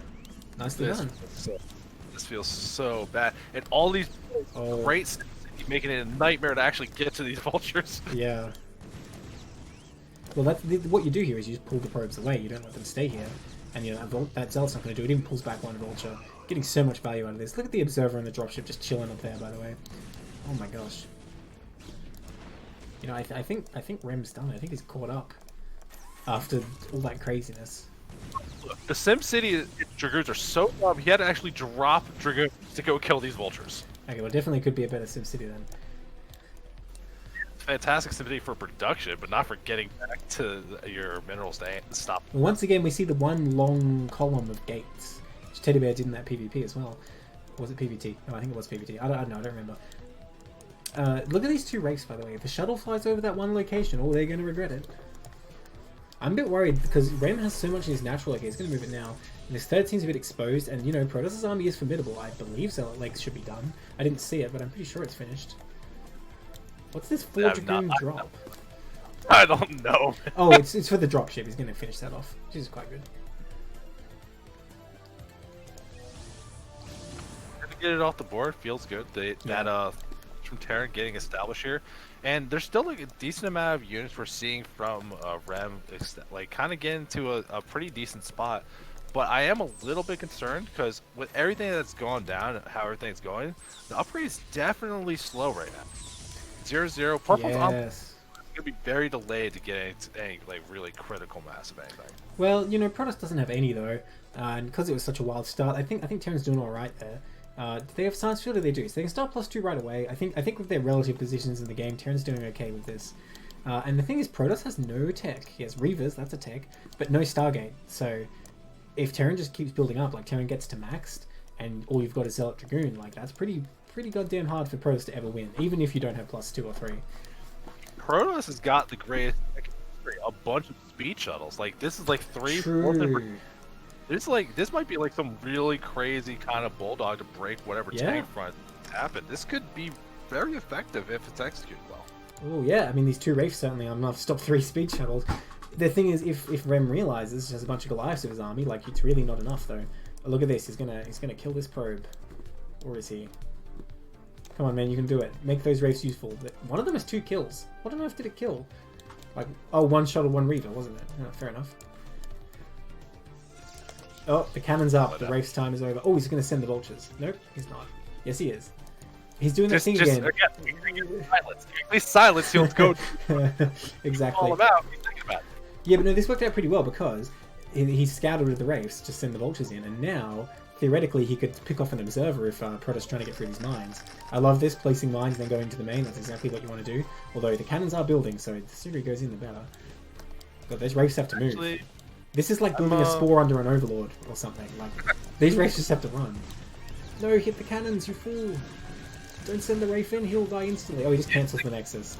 Oh man, with like 1 second to go, shot clock about. I think it's fair because he's definitely not going to get in there. I think Protoss going to try and counterattack instead, while all the vultures are gone. I think he definitely did need to cancel it. Okay, 3 speed shuttles coming in. They need to spread out a bit more, to be honest. It's going to be difficult to execute. Going to send them one at a time instead. And I don't know about this. I don't think they're really going to get damage. Okay, here we go. Here they come. But Protoss army needs to attack as this is happening. Okay, going to come forward, but it's a very narrow front. I don't think this is enough for Protoss. I think Protoss gets clobbered here. Seems like it. And all the tanks very well executed by yeah. They're all slightly spread out, just enough to be annoying. And you even see but those speed zealots. The vultures are back to stop the retreat. Honestly, until... Oh wow, he's going to pick up everything here. Until those speed zealots got in the back, I didn't even realize how far back this tank line went. So yeah, I think Rem very well set up, anticipating the attack was going to come from the south, not from the left. And just had the perfect setup there. And it was just, yeah, not doable just with speed shuttles. And a little unfortunate too, just the way things are going. Teddy Bear guy was getting into this army. It was like, oh well, I can have speed shuttles. We can get a drop. We can make that happen. Which, like this late in the game, it's just too hard to actually make that work. That's something you do early in the game when there's just not a lot of units to stop. And now Terran sets up on this high ground, and what can Protoss even do? No arbs on the horizon, so there's no way out. I mean, he has a Stargate now, but no Tribunal, so recall's like a long way away. Like Terran just contains here, and that's it. That's the game. That's StarCraft, baby. Yeah, I don't think this was that attack was supposed to go that badly, but seeing the Stargate without the Templar Archers behind it, I was kind of thinking maybe we're going to be carriers, but I don't think there's going to be time to do any of that kind of stuff. Or money, for that matter, only on 3 base. Like, yeah, you're not going to be able to afford that much. I think Terran's actually just going to come in here and kill him. I didn't see what he can do.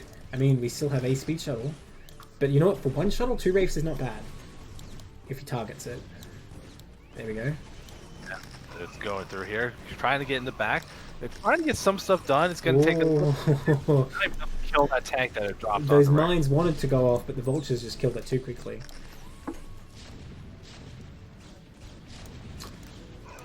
And then he has to pull back from this natural now. He could probably hold the main for a while, but what's he going to do? Because he can't expand anywhere else.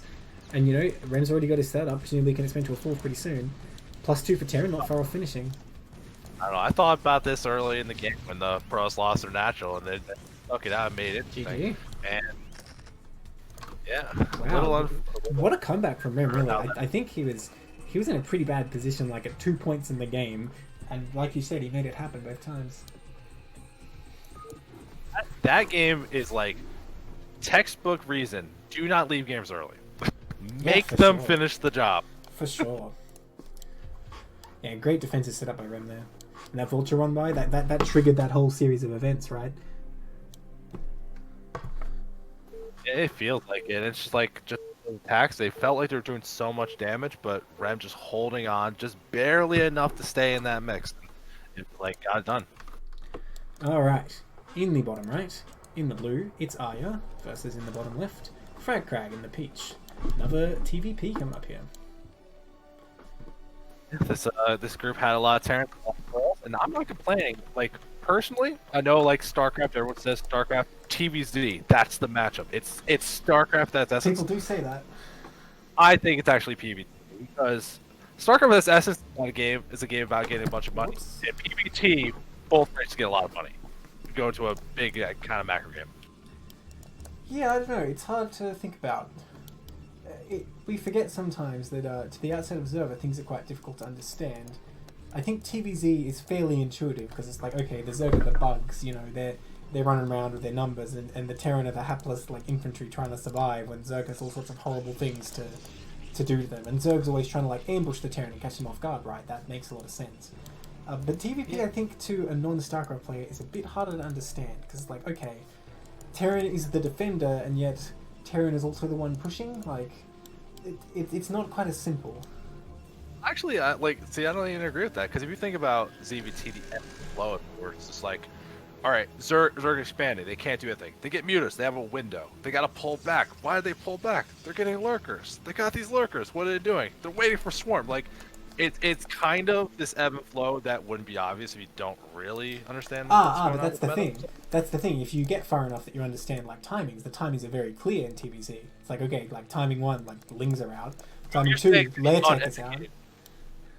No, but like in TVP, I don't think it's as simple. Viewer, it's not as simple. Gateway man, like it seems simple. Like, recall's good. That's clearly good. 50 units in your base, like that's good. Clearly. But it's so much more complex in TVP because it's not like, okay, stasis is done, now I shall attack. That is not what you do, because if you do that, Terran will destroy you, right?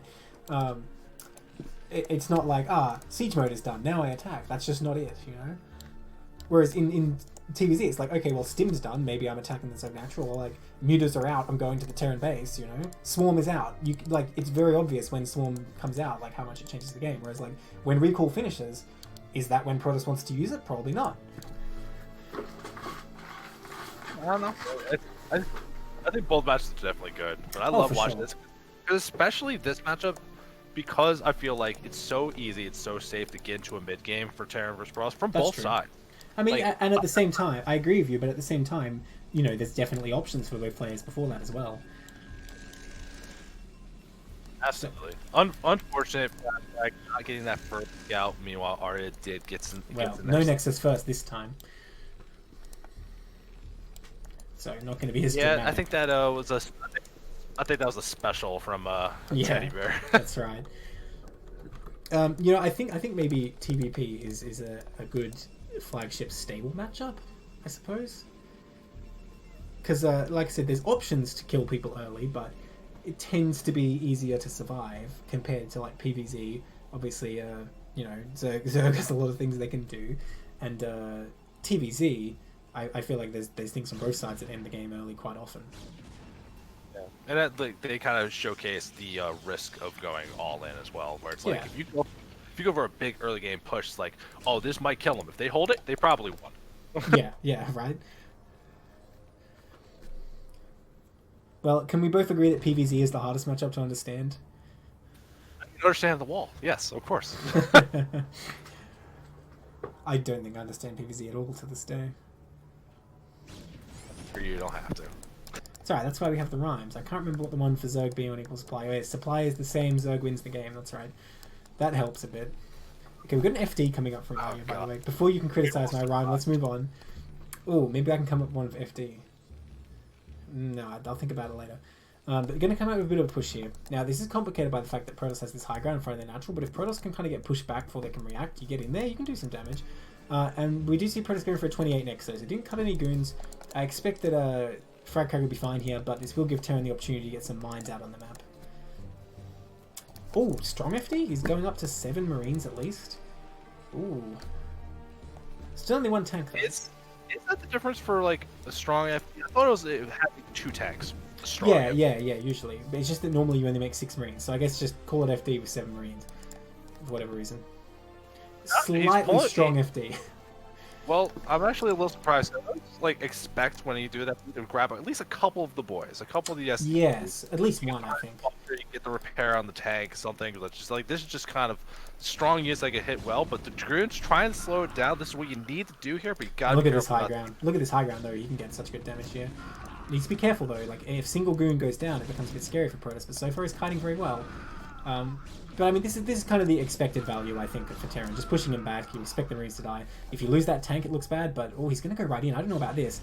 That's way too aggressive with that Vulture. That mine's just going to get picked off, I think. But he just get one. Go to the tank. Distract. I don't think it's enough, though. He needs to be careful with this tank. If you lose the tank, it was not worth. Oh, that goon is so low. But this tank will die, but he did take out every goon. He can actually lay mines here. Well, I guess it's like a Pyrrhic victory for Terran, because he did kill every goon. Well, almost. Get that Vulture out of there.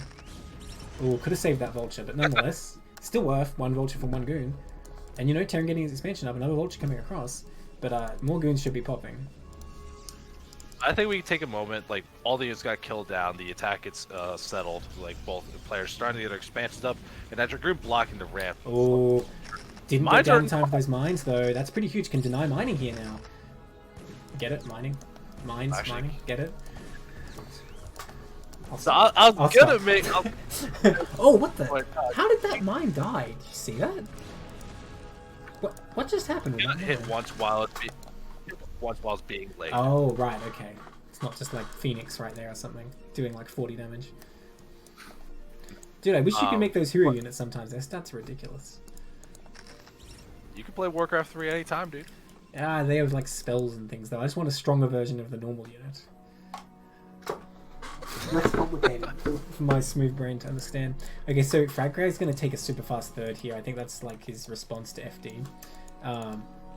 But like already a second FAC is up, so I don't know about this. I think Arya could potentially come out with another push. This is the thing about losing the tank.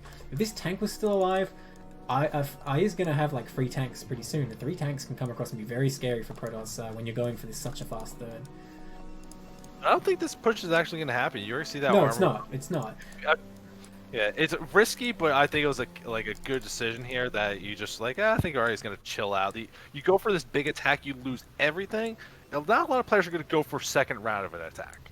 But here's the thing, Arya's going to have a lot more map control of these Vultures, and I suppose the best response for Terran here is just taking a fast set of their own. Like, on location, I think, against this. You see the kind of situation you're in. Your opponent, like, the Terran is going to see that it's like, you're making a bunch of goons, you're just trying to survive because you're going for this fast third.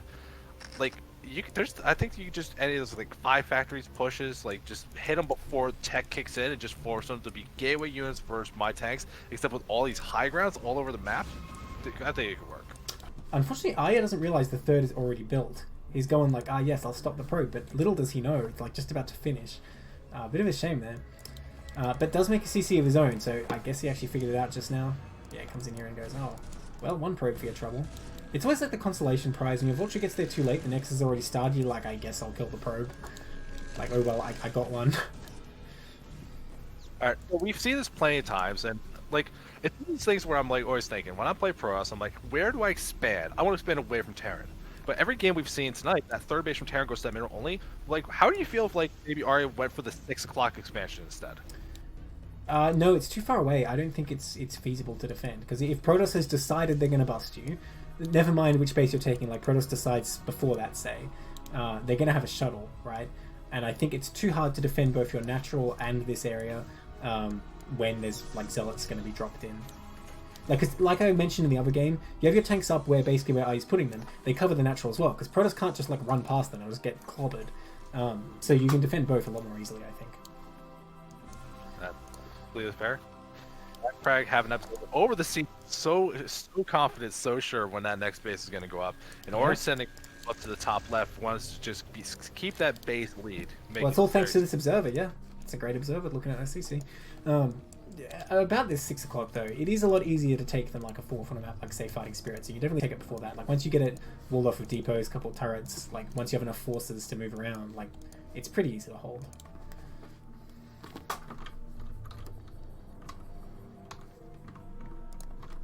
What the fuck's with the Ursidon? Which Ursidon? I don't see the Ursidon. Where'd it go? Like, I'm still surprised they put critters on maps these days. Well, you know, the concession is they made them very low HP. Did, is it just my imagination or did Outsider have critters? I don't remember. Did it? I think it had those, like, 3... What was it? Ravnosaur? Whatever, the Ragnosaur? Scantids? No, Scantid's the desert one, aren't they? Yeah. Maybe Ragnosaurs. What is there? There's Ragnosaurs, Rhinodons, Scantids, Kakaroos, Ursidons, I guess. There's one other I'm not remembering. Anyone help me out? Yeah, I said Ursidon. I'm worried about how many legs the critters have. Which one? I'm worried about all these Dragoons up above that third base. There's a couple tanks here, but there's no mines, there's no buildings, there's no vultures. If you go in right now, I think you might be able to break this. Yeah, Arya's rally out of position here. Really needs to reinforce. presumably when the fight starts, I will do so. I think it's enough as long as it's in position. No mines, as you say, when there certainly could be. Man, you know, Frag just has such great vision. All these observers. Oh, I say that one's literally exploding. Shame about that. It's and we're actually seeing Arya trying to take the 4th base over here. Oh, I don't know about that. It feels sneaky. This does not feel safe at all. Absolutely not. And you said it yourself. You want to expand towards Protoss, i.e. Protoss wants to expand away from you. Like I said, you've taken the 6 o'clock, you can wall that off, and your army's already in position, whereas this, like, even if you wall up the north side, Protoss could still kind of sneak through here. And it's like, it's a long way to go to back it up. I don't like it at all. But of course, if you get away with hidden base, it's always a good move. That's my policy on it. Protoss getting ready, though. And like I keep saying, the reinforcements need to come up, and they're not going to come up in time. Protoss will dominate this high ground, and it'll be a lot harder for Terran to get back up there. Oh, move commanding the Zealots all the way through. I love it. Very well done so far.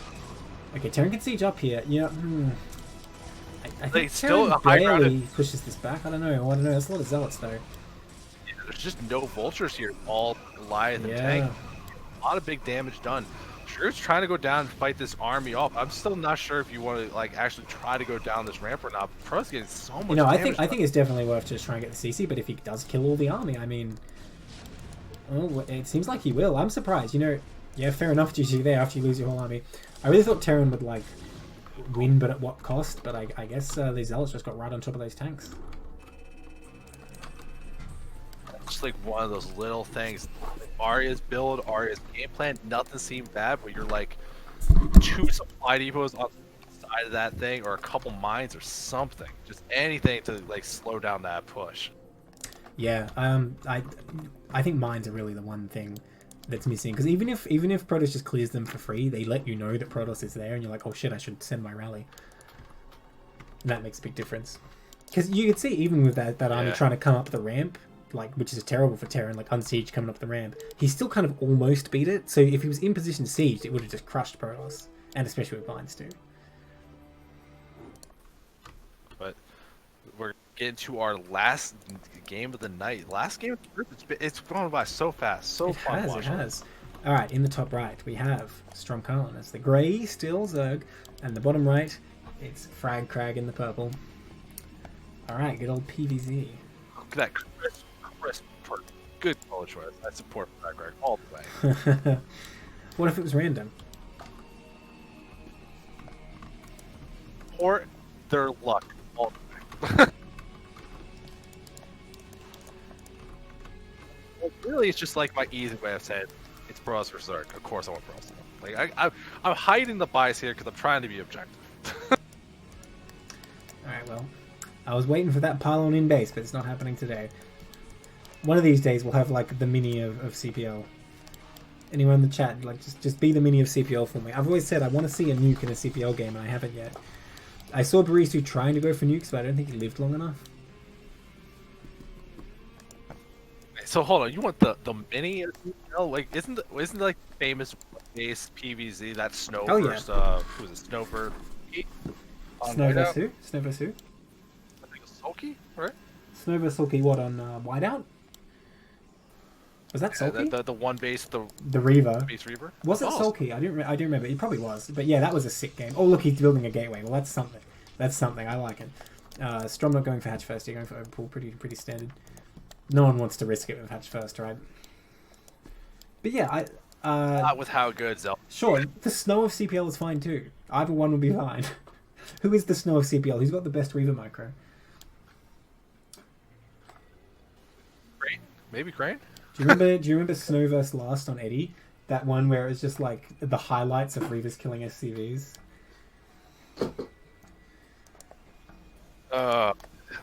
This Reaver control in general is absurd. It's not even fair. It makes you look good. Yeah, it was brutal. It was a great game, but at the same time, I was like, man, I wish I'd never played Terran, so I didn't have to watch this game and feel the pain. It was actually just like torture. Also, like, I kind of we're talking about like fun things of autopiloting. This is actually the first gateway expand we saw of the night instead of forge expand. Yeah. Well, luckily for Strom this time she got a hatchery down without harassment though, because it's last scout. Not sending the zealot right away. I'm sure Chill will tell me in chat. So when you haven't scouted yet, you have to keep home just in case 9 pull. Lings are out from Overpool. Made 6 Lings straight away, did Strom, so going to be pretty well set up against this Gate Expand. In fact, even a 8th Ling coming out. Did Strom scout it? Oh yes, she drone scouted. Yeah, okay, fair enough. Drone scouted and immediately retreated. Didn't even try to get the drone in the main, just like, I see where you are, and left. Oh, this feels tragic. Every time this happens, you go Gateway Expand. If you get a Forge before Nexus, you are conceding so much advantage from actually going Forge first. Like, I feel that you feel like it's unsafe. You don't want to be doing this, but it's never. This is Strom. Like, come on, surely I can fit there. Welcome to Brood War. Like, that's closed. Never mind the fight that's going on. See, when the Forge is done, it looks more reasonable. It looks like a very nice spot. Great micro from Fragcrag, by the way. Really great job there. One Zealot might fall, but no, pulls it back again. Wow. Fragcrag doing such a good job there, and Stromkhan lost a lot of Lings now trying that. And maybe one more. Wow, look how low both those Zealots are. What a great job. Great micro to stay in this, and actually, this is a pretty big commitment. The amount of Lings trying to find their way through, break through this. Stormcalling only on. This is a Ling all in. This is a Ling all in. It's speed, no third hatch, no lair. But I don't know. Losing all those initial Lings makes this a lot weaker. Like, I feel like if you kept all of them, you'd be better off. That said, the Zealots are low, and that might be kind of like an unexpected weakness for Fragcrag. If Fragcrag's going like, whatever, like, I've got 3 Zealots in the choke, but forgets that they're so low on HP, maybe these Zergers can break through faster than you would think. A few more drones popping out, going to work. Alright, looks like Strom will transition probably because of the losing all those other Lings. I expect we won't see that many more Lings made, but that's quite unfortunate. This is a pretty bad position for Strom, I feel like. I'm expecting it all until I see gas get mined again. So we were sitting on 52. Well then, what are you going to do with all these drones though? You're still making drones. Like, drones aren't very good at attacking. Oh, is it going to be like a big drone drill? No, third hatch coming up. For a second I thought it might be like pulling like 20 drones or something to drone drill through the Zealots. But I think that will not be the case. No, it feels like we are trying to transition out here. Now, one of the things that will make so much easier. We have a lot of gas from Fragcrag, but not starting that +1 weapons, not trying to get that advantage. Just moving out with some Zealots, trying to force you. Like, no, you're gonna make defense. You're gonna make some units. They're gonna get in now, though. That's the opportunity Strom needed. I mean, I don't know what's gonna happen in Zerg base. Oh, decent block there. Gonna kill most of these Lings. A few gonna get through. 3 Lings only get into the main, and now 4 Zealots up in Strom's base. I don't know if this is worth it for the Zerg. In fact, even a cannon already being made in the main, and I don't think, well, actually, yeah, the probes just clean up the Lings, that's that. And now all these Zealots. Still no lair. Oh, yeah, nice drill. Definitely going to be a rough situation, but unfortunately, like, when Stormcalling got that big surround, like, with the Zealots, or with the Lings on the Zealots, like, you should just kept moving forward, staying in the cannon range, eliminate about half the force, almost. For sure. Okay, decent drone drills by Strom, but still some damage goes down, and like Strom's already so behind. Any damage hurts a lot. Fragcrag realizing, you know, how much of an advantage he's in, just getting this second cannon, just making sure. Needs that Zealot to pop out though. Probes aren't going to hold very long, and there's like enough Lings really to deal with 1 cannon. That said, Fragcrag pulled very quickly last time, so probably can do that again. Once that Corsair comes out, oh man, it's going to be a very bad time for the Zerg. Yeah, just the Corsairs mowing down over. Zealot out. Well, only 1 Zealot. I mean, yeah, the Lings get through. They can get that cannon, and they will.